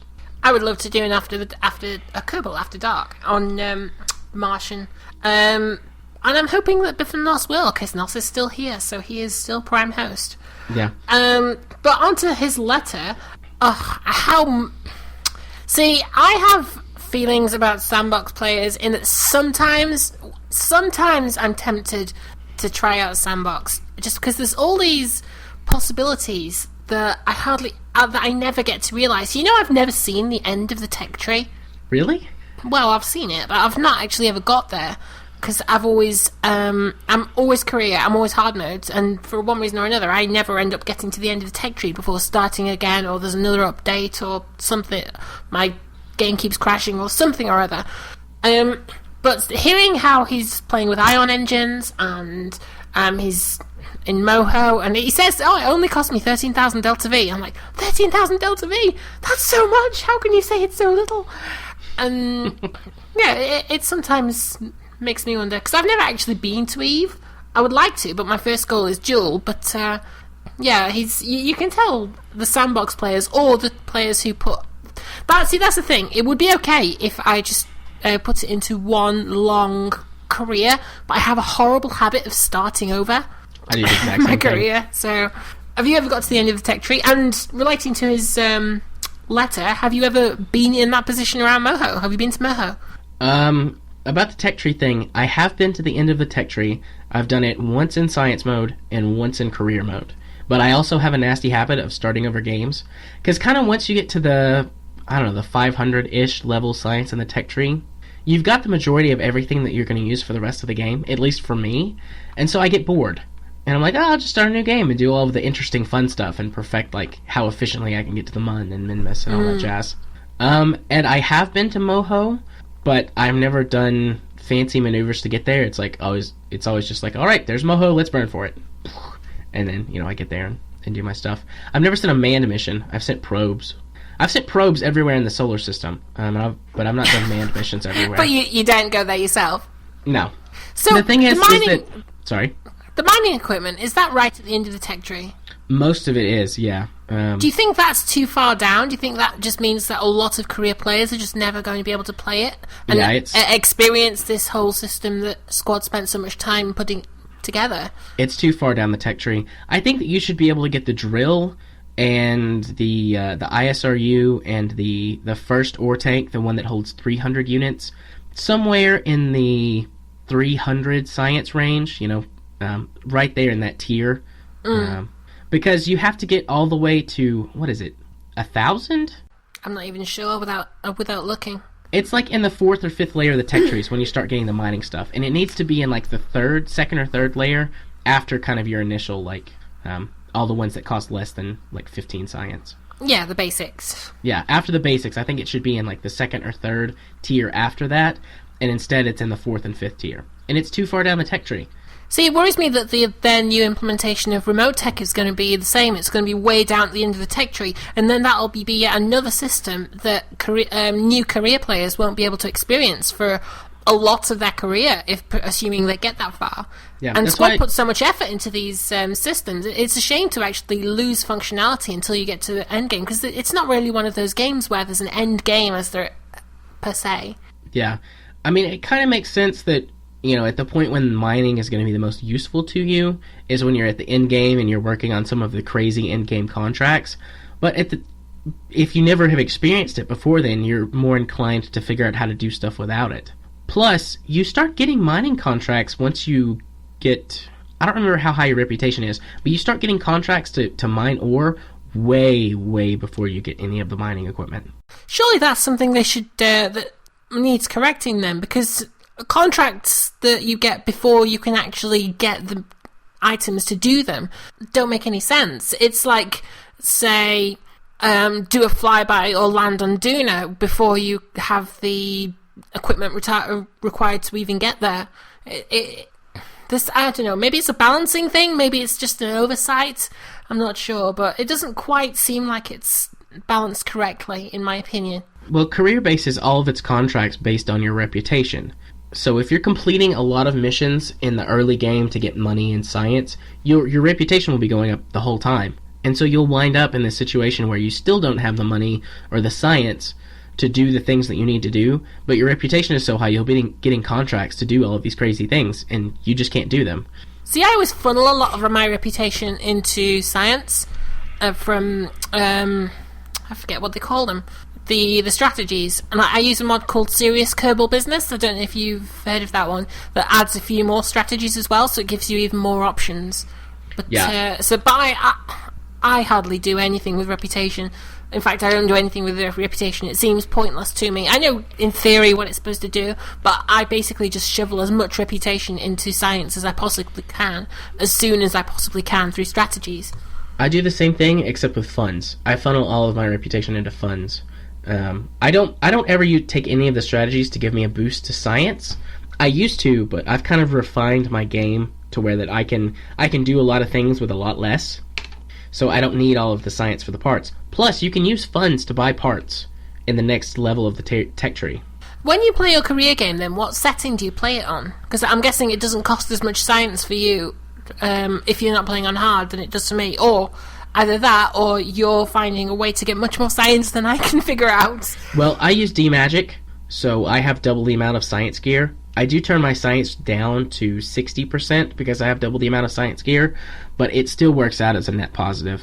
So what's D-Magic? It is a mod that adds a ton of science stuff to the game. Like, that's all it does. Really? It about doubles the amount of science parts that are in the game, and it adds a whole bunch of new contracts to collect science. Do you think it spoils the progression? Do you think there's too much science having something like that, and it makes it too easy to amass that? It does if you leave the science turned up to 100%. I mean, you can, before you even get into space, well, that's not true, because you have to unlock the D-Magic parts, but before you leave the planet Kerman, you can have all of the 120 science tech researched because of the D-Magic, if you don't turn the amount of science that you gain down. See, that definitely seems like too much. But I mean, that's why I turn it down. But still, I mean, there's a lot of science you can collect. I mean, I don't know if you realize this, but you can collect science from all of the quote-unquote biomes around the Kerbal Space Center. Like, every building has its own science, and, so you can get a lot of science there. You don't get much, though. D-Magic gives you a bunch, because they don't scale properly with those. You know what would be biomes? good to get those? Maybe you should be able to have a faster way of walking around the KSP, maybe some sort of rover or buggy that only works within the KSP, so beginners could come and just drive around the KSP, explore it, and get those first few pieces of science. That would be quite fun, I think. You can run if you hold down shift. You don't run very fast, though, do you? No, but it's faster than walking. You can also time accelerate while you run. See, I didn't think about that. But it would still take... I imagine it would take a long time to mosey on around the KSP. It does take a little bit of time, but you could do it. Right, anyway, that was a bit of a diversion, but at least it was semi on topic with Kerbal. It was informative. Yeah, it was just brainstorming and things that come to my head and your head. And anyway, the next letter is from Paul I. He says, "Hey Biff and Nos," and I am going to translate that through Babelfish to "Hey Shrink and me." I want to share something that happened when playing KSP with my kids. My kids, Noah 9 and Emmy 7, have only been interested in KSP since I let them play around a little bit in science mode. I'm amazed and amused at how each of my kids has a different way of playing KSP. My son tried to make the longest rocket he could, eventually creating the flying snake. What is it with people creating all these flying animals? We've got badgers, we've got sharks, we've got snakes. I think I'm just missing a whole subsection of KSP. Anyway, he says, creating the flying snake that wiggled and twisted as it span wildly out of control. My daughter, under almost no supervision and only a little help with turning instruction, almost made it into orbit with a one-stage rocket of her own design. Almost my proudest parental moment yet. Homer to your mobile, Paul I. That's a 7-year-old who almost got a one-stage rocket into orbit. Now that is impressive. That's a smart kid. That's the next mission controller for NASA right there. I guess. And again, I just love how KSP is just one of those games that both kids and adults can just get behind, and it's educational and fun, and it's brilliant. I know. My kid's only, he's not even 2 yet, but Kerbal Space Program is one of his favorite games to sit and watch me play. Oh, bless. I know, it's so cute. Oh, are you like subconsciously teaching him about apoapsis and periapsis and... I'm trying to. He just kind of looks at me like, I don't know what you're talking about, Dad. But I'm like, Is he speaking yet? No, he's got some words, but he doesn't speak, You're trying to make sure his first word is Kerbal. No, his first word was Mama. Oh, bless. That's cute. Was his second word Kerbal? No. His second word was dog. Interesting. Do you have a dog? We do have a dog. Okay, that makes more sense. It would be a lot stranger if you didn't have a dog, and his second word was dog. Anyway, I think that does it for normal letters. Shall we move on to audio letters? We shall move on to the audio letters. Who've we got first? I think you've got the first one. Indeed, our first audio letter comes from Caffeine Rage, and he's got a little bit in here just before we play it. He apologizes for not having a transcript for the week. He's running behind. That's okay, Rage. We'll relay the message to Ascalon for you. I think it's really good that a lot of people have, in fact, most people have started providing transcripts with their segments now in audio letters, and it really helps out. It's really good for Ascalon and helping out the the deaf members of the Kerbal community. Indeed, and that just goes to show how awesome of a community that we have. Exactly. We welcome anyone who wants to be here. Indeed. So let's go ahead and see what Velvety Smooth has to say. Greetings, fake guys. Well, wait, can I really say fake guys if Amy's gotten a permission to full host? Well, anyway, Caffeine Rage here. Last week, there was a bit of a discussion on the 1.1 update and whether or not it should be just the 64-bit upgrade or if it should be waiting for the absolute full content that they've teased. And I was all set to just say they should just push it out, just get it over with, let the modders work on their mods, get them actually working again, because I expect a lot of mods to get broken with this update. Then I watched Squadcast this week, and MaxMaps talked about how actually removing the content wouldn't save that much time, so that's actually really changed my tune on this. And I've kind of gone full circle in saying just let Squad take their time at this point. Partly because after, going more in-depth on the dev notes the last few weeks for, obvious reasons, it seems like this is going to be, hopefully, one of the more polished updates that we've seen. And I'm really hoping that this would have been what the release version would have been like if Unity 5 had released a lot sooner. Maybe I'm being a little hard on Squad for how the release version actually turned out, how it seemed to be a little bit rushed and how they had to do some major patching on it. We can't forget how the game leaked memory like a sieve with the temperature gauges enabled. So I just say, just let them take their time at this point. It's already been about 6 months. Let them just work on it. That's just my opinion, at least. Also, Zip asked me a question. And big fan, by the way, Zip. You wanted to know about the Kerbalcast United station, and if there's blueprints for it, and what my plan is for it. Plan? You really think there was a plan for this? I expected it to be rather chaotic, and that was part of the reason why I put a very, very small module up, was to just let people go kind of nuts with the idea. And, well, while I expected it to be rather chaotic, I didn't expect it to be a contest between J. Arthur and Jim 3535, turning into who has the biggest, module. So it's been rather interesting watching that. Besides, even if I had blueprints for it, or a direction I wanted to take the station, would you really have followed that? I mean, really, Zip? No, I thought not. And as for the little contest between Jim and J. Arthur, I would say that would be an interesting one for our resident shrink to take a look at, but turns out he's taking part in it, so can we get another therapist in here to take a look at this? Anyway, that's about all I wanted to talk about. I'll talk to you next time. And thank you, Caffeine Rage. Now, Jared, is there anything you want to talk about? My module's bigger than your module. I don't have a module. Exactly, so mine's bigger. No, you're getting really into this then? Yeah, it's a lot of fun. I spent a lot of time getting it ready, and I launched it, and I felt like I threw down the gauntlet, to be honest, which wasn't my intent, but I think it's turned out that way anyways. Because there had been a few things that had been done to it before I went up there, but now everybody's like, oh, I'm going to change and add stuff to it. I think Jim has put 3 modules on the station now. Mitten Poe's done 2. He might have done 3 as well. I haven't checked on it in a couple of days, but... How do you keep it synced? If it's just one save game that's going around everybody, how do you keep it all synced so you don't take a version where somebody's module's not on it? All of the different versions are being posted in the thread on the Kerbalcast Steam group. Right. And if you want the latest one, you just go down to the bottom to the latest one. And since we all talk together, we all kind of talk about what we're doing. But I suppose, if you wound up out of sync, you could just go get the next one in the line and add your module to it instead. Because I'm really tempted just to go and get involved and just add some tiny little thing just so I can say, yay, I contributed. You should do it. It's a lot of fun. There should be some sort of update, some sort of screenshot progress saying this is the current state of the amalgamation monstrosity, and this happened here, and this happened here. And I feel like there should be pictures somewhere so we can see the progression. I don't know if Caffeine Rage or anyone has collated photos of it, or if there's even any photos around of the station. There are some photos. I posted a bunch of them on Twitter when I did mine, but that's been almost a week ago now. There are photos that are in the thread of the Steam group. Most people take a screenshot and then post it in the thread. And to all the listeners, anyone who wants to join the Kerbalcast Steam group, you're more than welcome.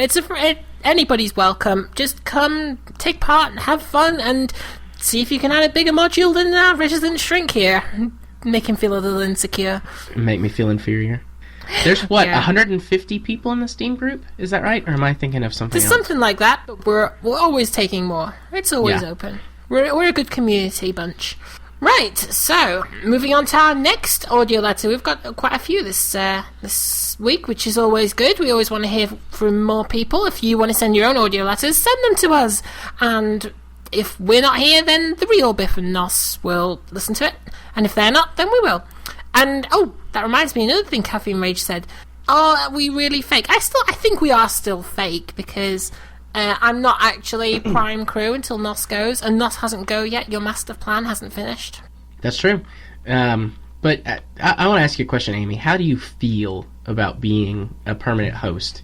Which I realize now that I say that sounds very, very psychological, but, I've been talking with you guys about, all of these changes that are going on. But I haven't talked to you specifically about how do you feel about doing it. I'm looking forward to it, but it's also really weird. It's not a position I ever thought I was going to get into, because you have to understand, when I started doing all this, I just wrote in a random letter to Biff over something that he talked about in episode 11 that, I really felt strongly about, so I had to comment on. And for some reason, here I am like a year later, taking over from Nos. It does seem to have been a strange, unexpected progression, but I don't know, I've had mixed feelings. I'm looking forward to it. I'm going to have a load of fun. I know I am, and I'm going to enjoy it. But at the same time, it's going to be strange, because I enjoy just putting on, when I go to work, putting on the latest episode of Kerbalcast and listening to Biff and Nos. And it's going to be strange if I'm there, because, I mean, I don't really want to listen to myself. So That's understandable. A lot of people don't like to listen to themselves talk. I love it, but... Oh, I'm sure you would. I'm a bit of a narcissist. Anyway. Well, that's good. I'm glad that you're more excited than not. I am excited, but it's still going to be really sad to see Nos go, because, you know, he's one of the founders, and you can't replace Nos, really. I mean, Nos is one of a kind. He did give us Wilson.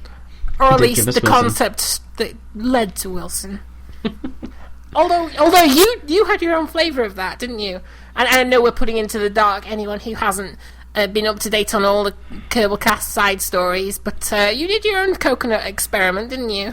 I did do my own coconut experiment, yeah, back around... that did make me laugh. That did make me laugh, I have to admit. Yeah, it goes so fast. Has it really been 6 months since 1.0?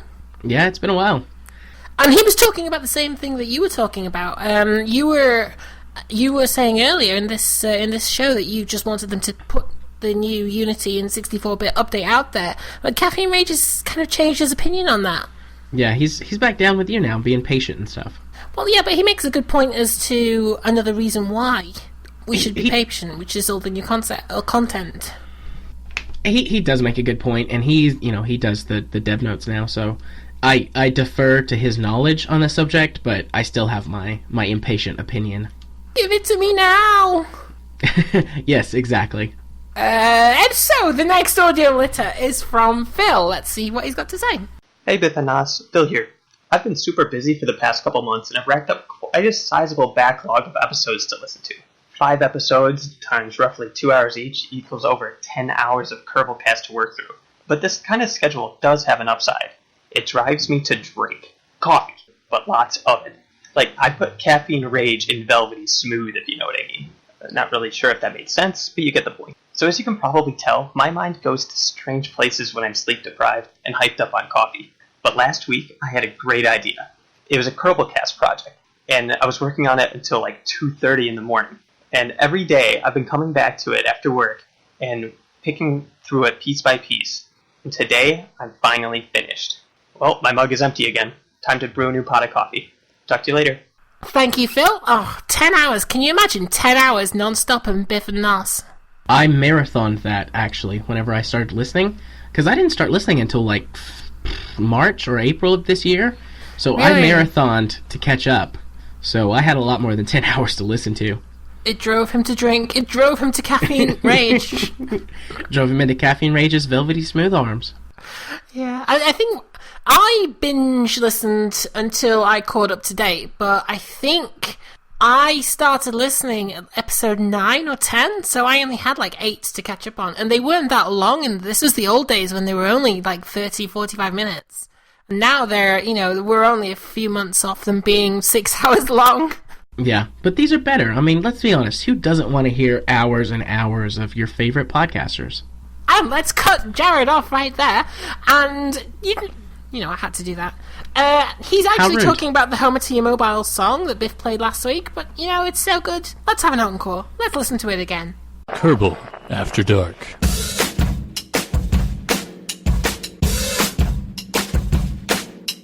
Jim Lovell was on Apollo 8, which was the first mission to ever leave. It was the first time human beings ever left the Earth and went to another body in space. So they went around the men, and they did it without the lunar module. So it's a good thing what happened on Apollo 13 did not happen on Apollo 8. But that was a very risky mission going around the man with just one engine. But I remember meeting him. And that net kind Obama's contact high you can get. I was walking around for a week saying, Homer to your mobile. Homer to your mobile. Homer to your mobile. I have a copy of the book, A Man on the Man. Homer to your mobile.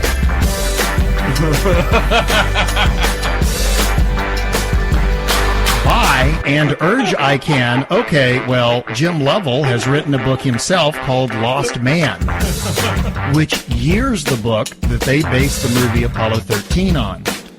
I reach him, I get out this hardcover Man in the Man, and there's this little split second where I can see his baseball. Where it's like, hey dummy, that's not my book. That's the closed captioning. You're turning red. They're gonna... Oh, man. We're probably gonna get kicked off for obscenities. Yeah. Okay, I have a giant smile on my face. Do you know why? They're mobile. And I was naked. Over to you, mobile. Over to you, mobile. Homer to Nostromo. Over to your mobile. Dips a little too into it. Play safe, everyone. And if you can't play safe, F5. Bonus points to anyone who got that right. Yeah, and I'll witness it with these two Latin words. Do you know what's weird? Do you know what the speech recognition software is trying to interpret with Homer to your mobile? I met Jim Lovell. Oh. Somehow or the other, I met Jim Lovell sounds like Homer to your mobile. You know what's funny is whenever that gets transcribed, you're just going to be saying Homer to your mobile over and over again. Homer to your mobile comes across as Homer to your mobile. Like, well, duh. Well, duh. And also, and apparently I saw his baseball. High five. Naked volleyball. Man, I could listen to that for forever. That, catchy that's tune, brilliant. Thinking about She Who Must Not Be Named, doing all kinds of fun stuff. And you know what else? It's just a matter of time. It's just a matter of time until someone puts that on YouTube for say 10 hours, looping forever. Well, Biff will get it in his head, and it'll be in his nightmares. I mean, the original song is already there. You can just loop it for forever. But speaking of things that are fun and silly, coming up next, we've got Zip.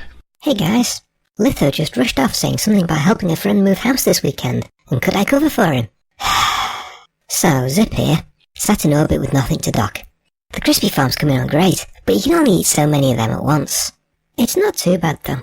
I've realigned an antenna and I can get Netflix now. So I'm watching all the back episodes of As the Kerbin Turns and A Kerbal Life. They're gold, I tell you. I'm getting great bandwidth too, no buffering or anything. Zip, we're getting reports here of internet blackouts across half the continent. You wouldn't happen to know anything about it, would you? Anyway, gotta go. See you next week, guys. Home to you, mobile. Zip is so awesome. I love that guy. I love him. Yeah, me too. He's brilliant. I told him this week on Twitter that I was a new fan of his. So hopefully he'll get a little bit bigger ego, and we'll get some more crazy stuff happen in the future. Oh, you've got to love the crazy stuff, especially with Zip. He always makes me laugh. He does. Right, so next we have a KSA update. Hey Kerbalcast listeners, Operations Director Drew Kerman here for the Kerbal Space Agency, updating you all on the major events of this past week, which was dominated by atmospheric study of Duna by our probe Duna 1. After recovering from a glitch that sent it into safe mode at the start of the week, it ended with a series of 7 consecutive dips over 2 days only a kilometer deep where it took readings of the very upper atmosphere. Werner von Kerman and his science team have heaps of data to study before we send Duna 1 even deeper next month. Also this week, a long-haul science flight aboard a K-130 had to be aborted due to engine issues. The rover team sent an updated moon rover out for basic drive testing around KSC, and MESCAN finished up its high-resolution terrain map of Minmus. It will transfer to a lower orbit at the start of next week to begin biome scans. Poor Captain Destin has taken ill, so he wasn't able to attempt another launch of his sounding rocket. Maybe this next one won't explode? Anyways, that's it for this past week. Look up the Kerbal Space Agency on Twitter if you'd like to follow along or learn more about the events I highlighted. Until next time, this is Drew Kerman, signing off. Thank you, Drew, and that's the latest update from the Kerbal Space Agency. Right, and I think that does us for all our letters for this week, and audio letters. It does. I would like to say that, that's the sort of thing that I aspired to do when I started Kerbal Diaries, and that series is making a return. Really? On my YouTube, yes, on my YouTube channel. I've been doing some recording and some editing and fixing some stuff. It's not ready yet, but it's almost ready to make a return. I look forward to it. Hey, Jared.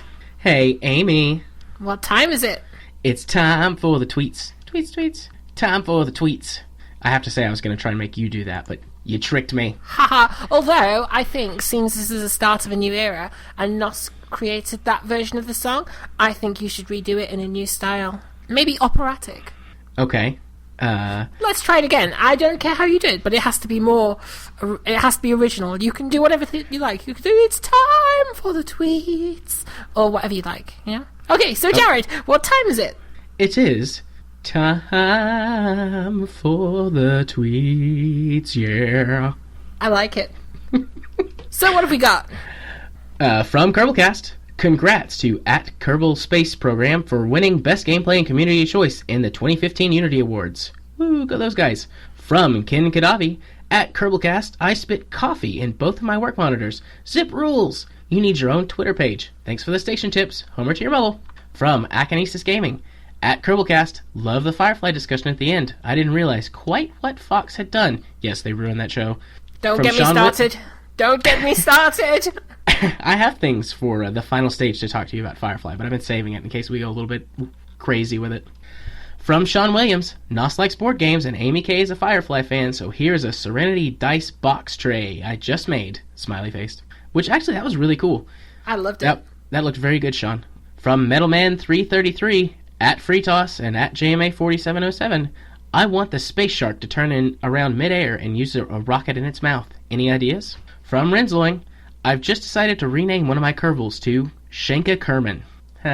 From me, I feel strangely content being called Son of Biff. Who called you Son of Biff? I think it was Biff that called me Son of Biff. Okay. From Pleasure Organ, why is it my rovers work great on Kerman but terrible on the moon? Ugh. From Caffeine Rage, I know I'm just kicking the hornet's nest here, but I don't think I've watched all of Firefly. I put that in there just to poke at you. That's the last one, by the way. Oh, Amy. Okay. In that case, what time isn't it? It's not time for the tweets, yeah. Very nice. Very original. Very. Right, so let's move on. Final stage expended. Right, now, yes, he is back from the dead. Do you know who I'm talking about? I'm not dead. Who's that? I'm not dead. It's Freetoss. Freetoss. Yes, we've got Freetoss back, and he's starting up a first in a new series. Which I'm going to call Freetoss's Solar System Fundamentals. Ooh, I wonder if he's going to overwrite you, or if he's going to adopt that wonderful name. I don't know. He might overwrite me, but I got it in right here, so I can just call it that for the rest of forever and be like, I was first. I was first. Yes, Freetoss thankfully found time to give us a new series. So, here we go. Here's what he has to say. Greetings, Kerbonauts. Freetoss here. I told you guys I'd be back, didn't I? Unfortunately, however, Flight Fundamentals is not returning just yet. I still don't have as much KSP playtime as I'd like. That means I don't have as much time as I'd need in-game to prep for Flight Fundamentals. Plus, J. Arthur's new Kerbal 101 section is so good, I think it'll do a good job to fill in the gaps. Well, at least for now. But if I'm not here for Flight Fundamentals, then what am I here for? Well, welcome to the first installment of a new series, where I'll be discussing real-world astronomy. The Kerbal universe is a lot of fun, but it really doesn't compare at all with the beauty of our own solar system. So I thought I'd shift my focus to the real world. After all, space is cool, right?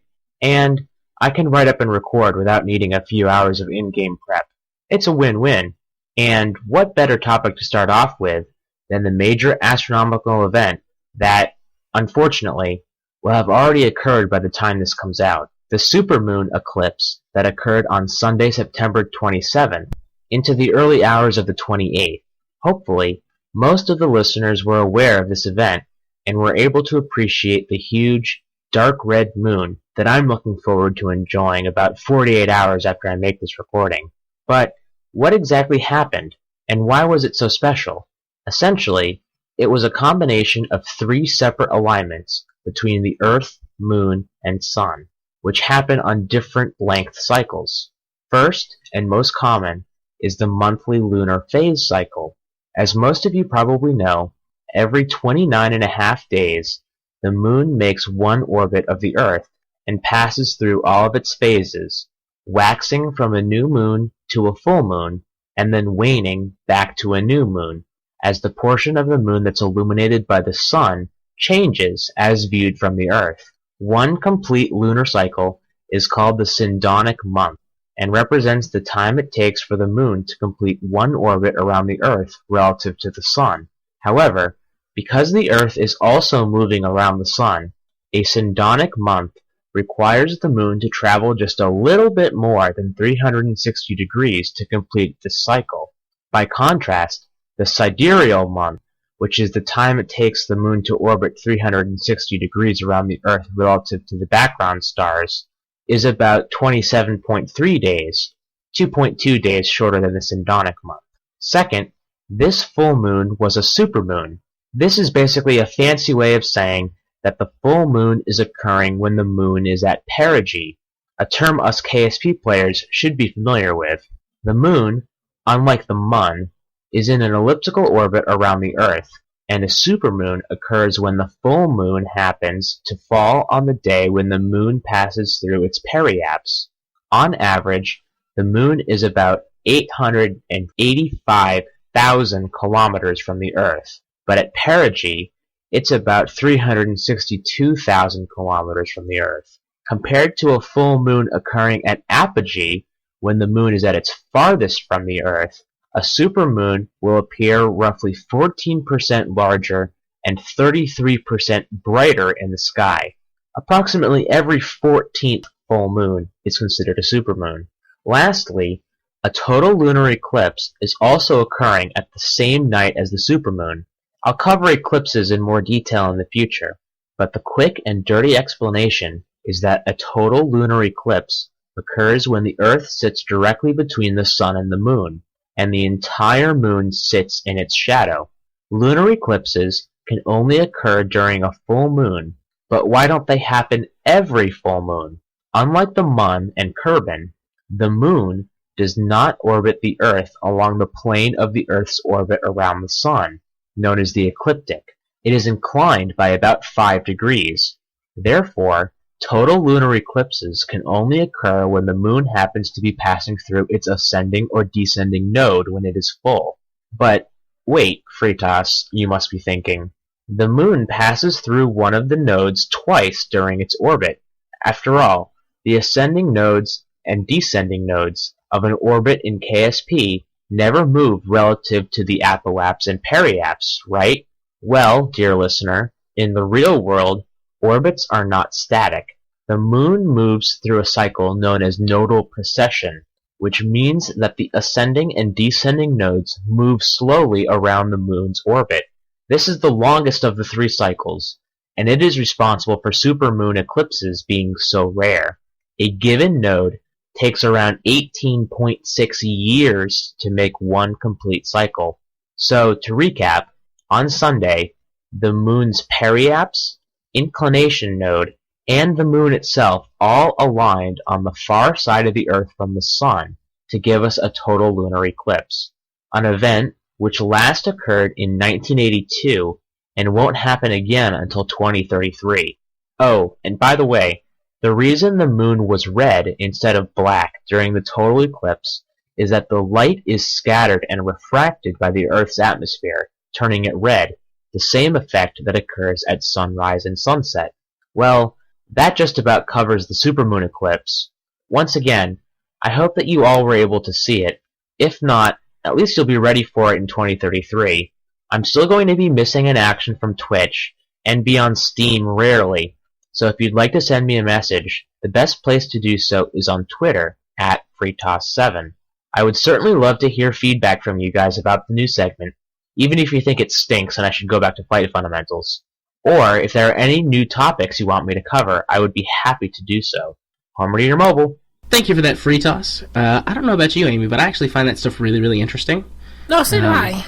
Yeah, I always learn things from you, Freetoss, so I appreciate your knowledge base. I have to say, you sound tired. Either that he does, or, doesn't he? Yeah, he does sound tired. It wasn't just me. Is your new career working you too hard? You can always come talk to me about it, buddy. I'll only give you some amount of sarcasm. The rest of it will be genuine love. Don't do it, Freetoss. He'll get you naked. Well, who says I already haven't? I don't want to know. I do say on Twitter that I have a special relationship with Freetoss. Don't you call him the prettiest princess? He is the prettiest princess. I miss the prettiest princess. I hope that you get to come back to Twitch eventually. Or come hang out in my Twitch streams more often, and I'll make fun of you. But thank you for the segment. And we're actually kind of lucky because he said that's happening Sunday, which is today. We're recording this on Sunday. So when this goes out, it'll be too late, but we actually have a heads up. So I'm gonna look out for that tonight, and hopefully it'll be a clear night and I'll get to see a super moon. I hope so as well, although it's supposed to be raining where I am tonight, which means that probably cloudy. That's a shame. But I'm gonna cross my fingers and hope for the best. Right, so next we have The Shrink. Do you want to talk to us about Kerbalcast multiplayer? I do. I want to talk to you guys about Kerbalcast MP. So a few episodes back, I said that I was starting a thing called #KerbalcastMP for multiplayer, and I was gonna talk about what games that I was playing, and you guys could tell me what you games were playing, and we could organize community game events together. But I think that only one person other than me has actually used the hashtag, and it was just to play World of Warships, which we play all the time and I post about on Twitter almost every day. And I mean, I'm fine if everybody wants to come play World of Warships. But I'm looking for more suggestions and more input from everybody, and since I'm here and have kind of the podium to myself, I thought I'd ask Amy and see what game she wanted to play. See, I searched for that hashtag when I thought, I listened to you play it, and when I actually got some time, I thought, I kind of like that idea. I wouldn't mind playing some of the games with some Kerbalers. And then there was like 3 tweets, and I was like, what happened to this? Because I like the idea. I mean, I have a PlayStation 4, a PlayStation 3. I have a Mac, so I can boot camp my Mac, so as long as it's not too graphics intensive, I've got Windows on my Mac, so I can play Windows games as well. But I'm always looking to play multiplayer games. Yeah, I mean, I said when I did it I was going to do 1 a week, and there were a couple of weeks where I didn't do it, but 3 is about right for me. From posting to the hashtag, but nobody else really seemed to post to it, so I kind of let it go when we all started playing World of Warships. See, I've not played that. I can imagine what it is. It's some sort of warship world game. Yes, you get to use warships starting from World War I and going to just past World War II, and you fight other ships and you blow them up and you sink them. Okay, is it a strategy game? No, there is some element of strategy to it, but it plays more like a third-person shooter, but just like a very slow one, because instead of a person, you're a ship. Right. And do you play any other game? What other sorts of games do you play multiplayer? Oh man, I play all kinds of stuff. I just started playing The Ship this week. It's kind of a murder detective thing. What The Ship is that you are someone who is on a ship with a bunch of other people, and your job is to find someone and assassinate them. And you get points for assassinating the right person, and then you get in trouble if you kill the wrong person. And it just goes for multiple rounds, and at the end, whoever's got the highest score wins. But you can do things like change your outfit and put on disguises and use all kinds of weapons. Okay, so it's dressing up and killing. Yes. Most of the multiplayer games I play revolve around killing. I've got an Xbox, so I play Halo. I haven't played it in a while, but that's only because I don't have anybody to play with. See, I'm not a fan of first-person shooters. To be fair, I don't think I've ever played one, but the whole first-person shooter thing just doesn't appeal to me. But I will play, or at least try, any other sort of game other than first-person shooters. Right. I also play Hearthstone and World of Warcraft.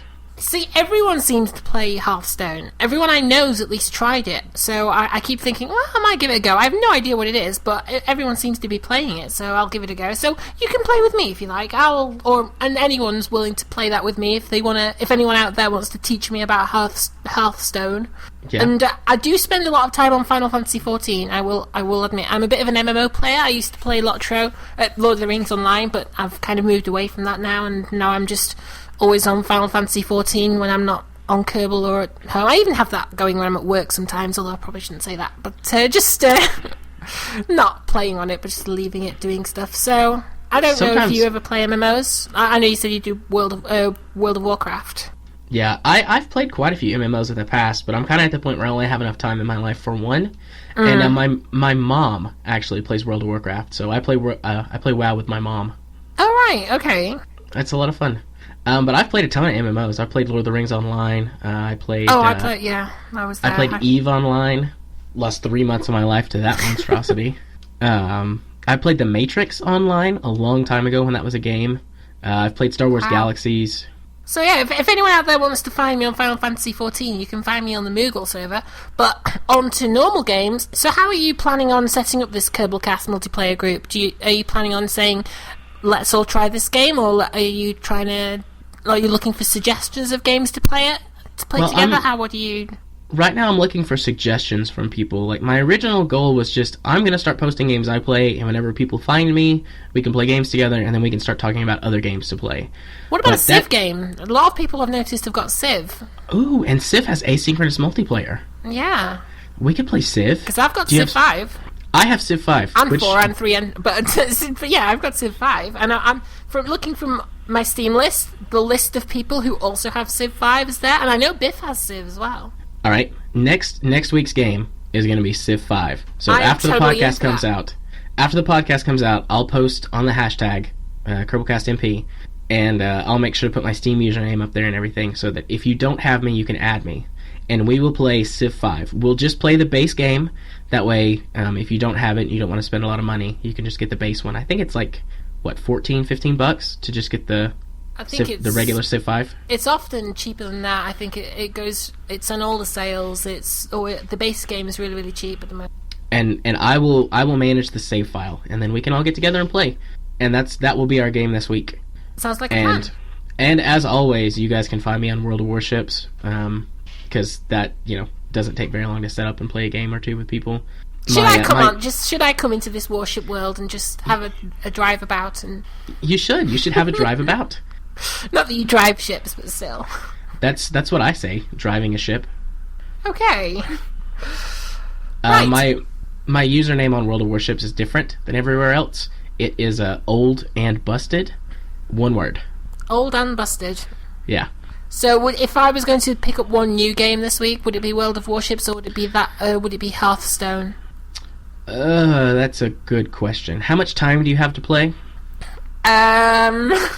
Not a lot, but at more the same than time, an hour or less than an hour? Oh, more than an hour at once. Warships. You think? Hearthstone games take about 10 or 15 minutes.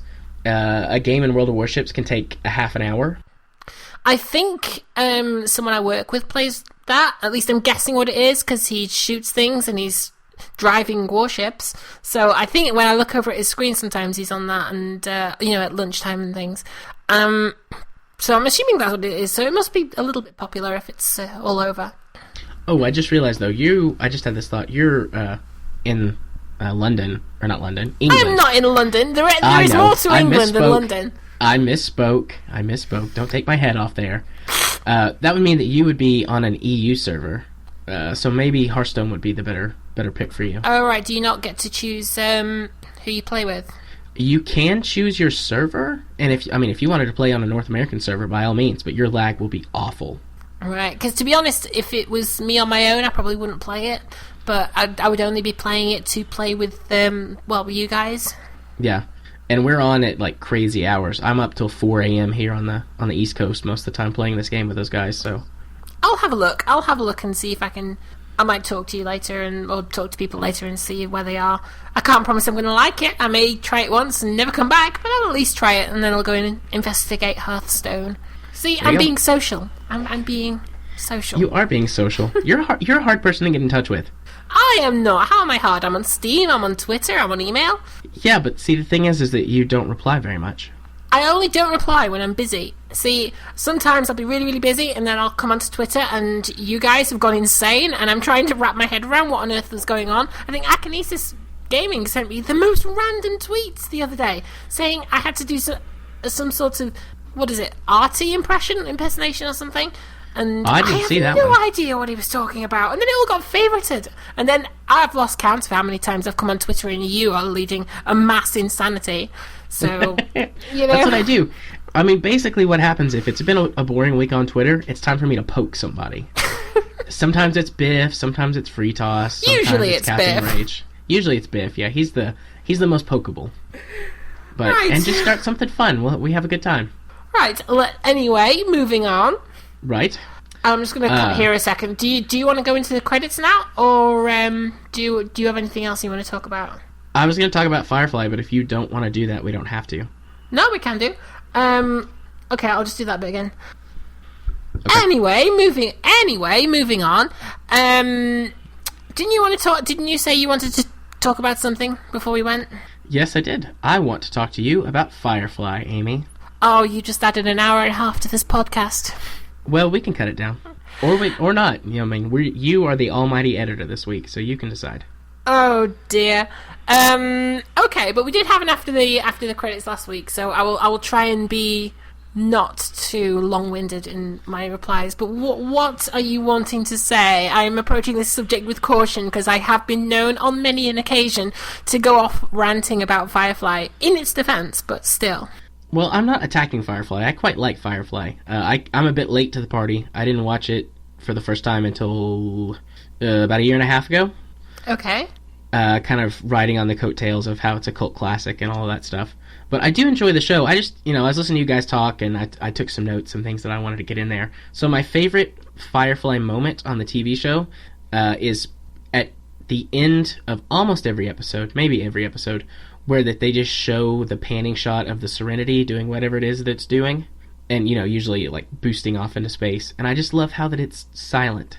You don't get that in most movies and TV shows. And, like, the fact that this is a sci-fi show that acknowledges that space is a vacuum and quiet. Like, every time I watch that...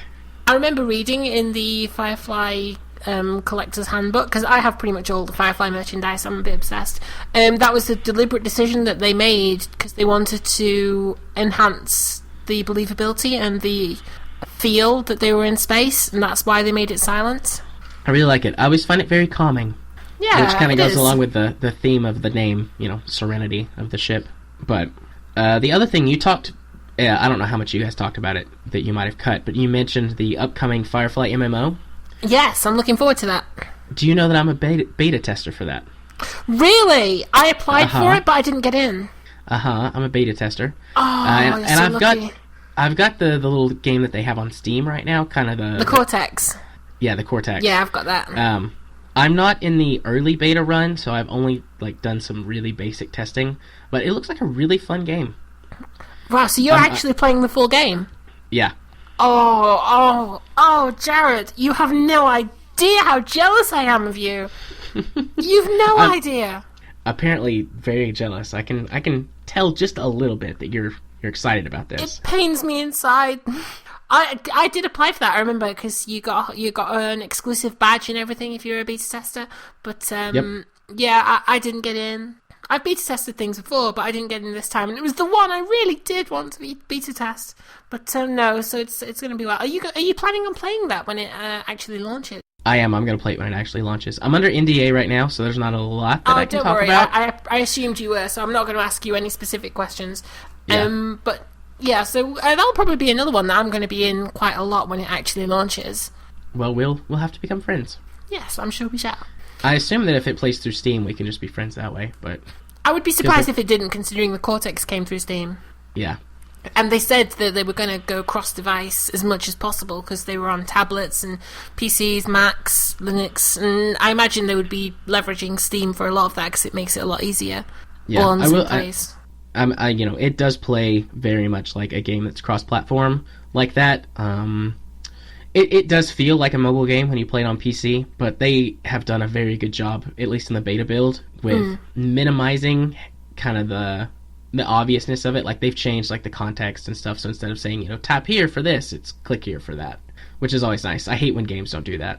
I like that the effort they appear, just in what I've read from outside that they've released, they appear to have really gone all out on the effort to make it really feel like the Firefly verse. I mean, yes, they've got the original cast and everything, but from the music to the screenshots they've released, the videos they've released, it all brings together a feeling. You can tell it's lovingly made, at least in the stuff that they've released so far.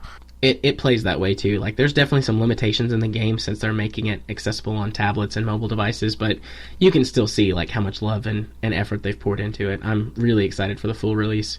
Yeah, I can't wait for that. And anyway, that seems like a good place to wrap up for this week.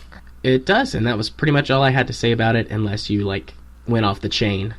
When it comes to Firefly Online, I don't have that much of a rant to go on because it's something that hasn't happened yet, and I'm quite excited about.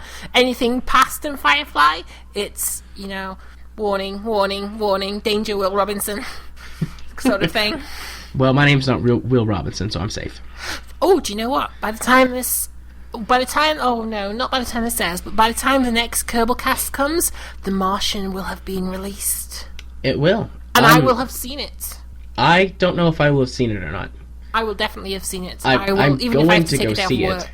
Oh, that's an idea. I could clear out my schedule one day, and instead of working, I could go see the movie. We could have, you could call it therapy. You could just take whoever you're seeing for the day. Today's therapy, I think, will help you by going to see this movie called The Martian. Get one of my clients who feels lonely. All right, now you feel lonely. Let's show you what real loneliness is like, and then we can discuss how you're not actually lonely. I love it. I love how you're working this. Have you noticed that everyone seems to love The Martian? Especially, maybe it's just the crowd room, but we seem to have unofficially adopted The Martian as the Kerbalcast book/movie of the moment. We have. Everybody's talking about it. To be fair, it is that brilliant, but it seems to be globally loved from everybody who's written into Kerbalcast. I haven't read the book. I've got the book. I own it. But by the time I got it, I was like, the movie's coming out around the corner. I think I'm just going to wait, watch the movie first, and then it'll be easier for me to use Matt Damon's voice in my head, like as I read through the book. The books are always better than the movies anyways, so... Yeah, that's true. I'm curious how it's going to be toned down in a way for the movie, but I'm sure it'll still be good. And I have to say, the audiobook is absolutely amazing. The audiobook for The Martian actually won an award, a couple of awards, because it was so good. It's narrated by R.C. Bray. I've got that one. I got that one Audible.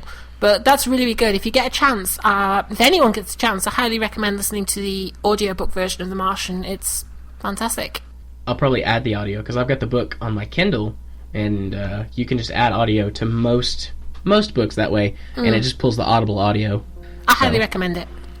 I'll probably do that. So, let's wrap up.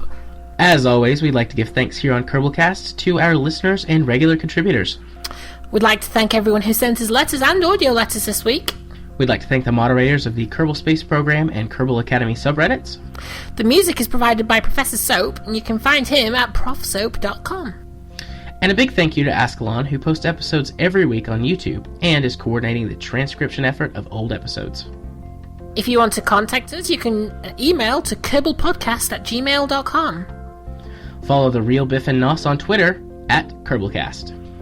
Follow Corn and Shrink, aka Amy K and Jared, on Twitter at LittleBlue50 and JMA4707. You can also follow Jared on Twitch at twitch.tv/jarthur4707 and his new YouTube channel, Gaming Psychologist. That was a bit meta, wasn't it? You just referred to yourself in the third person, and you're the Shrink. I am. What can I say? I'm pretty good at that sort of thing. You can find us on Steam as jarthur4707 and AOUMI83. Yes, I just have to be difficult. You can find and join the Kerbalcast Steam group. And everybody's welcome there. And you can take part in the mass space station building project that Caffeine Rage has got going on. You can subscribe to us on iTunes, and all episodes can be found there, and also at kerbalpodcast.libsyn.com. If you'd like to support Kerbalcast, you can do so at patreon.com/Kerbalcast. And until next time, happy kerbling! How's that for you? How was it for you? Oh, Amy, it was so good for me. Was it good for you? It was good for me. I need to go smoke a cigarette now. No nudity. Well, you can't see me. You can't see me. Although I'm not nude. I should probably point that out right now. I'm in my pajamas. So am I, actually, but that's because I'm just lazy. Nothing wrong with that. Anyway. I mean, I left the house in my pajamas today. Like, that's how lazy I am. Alright, well, yeah, you win there. I've not done that.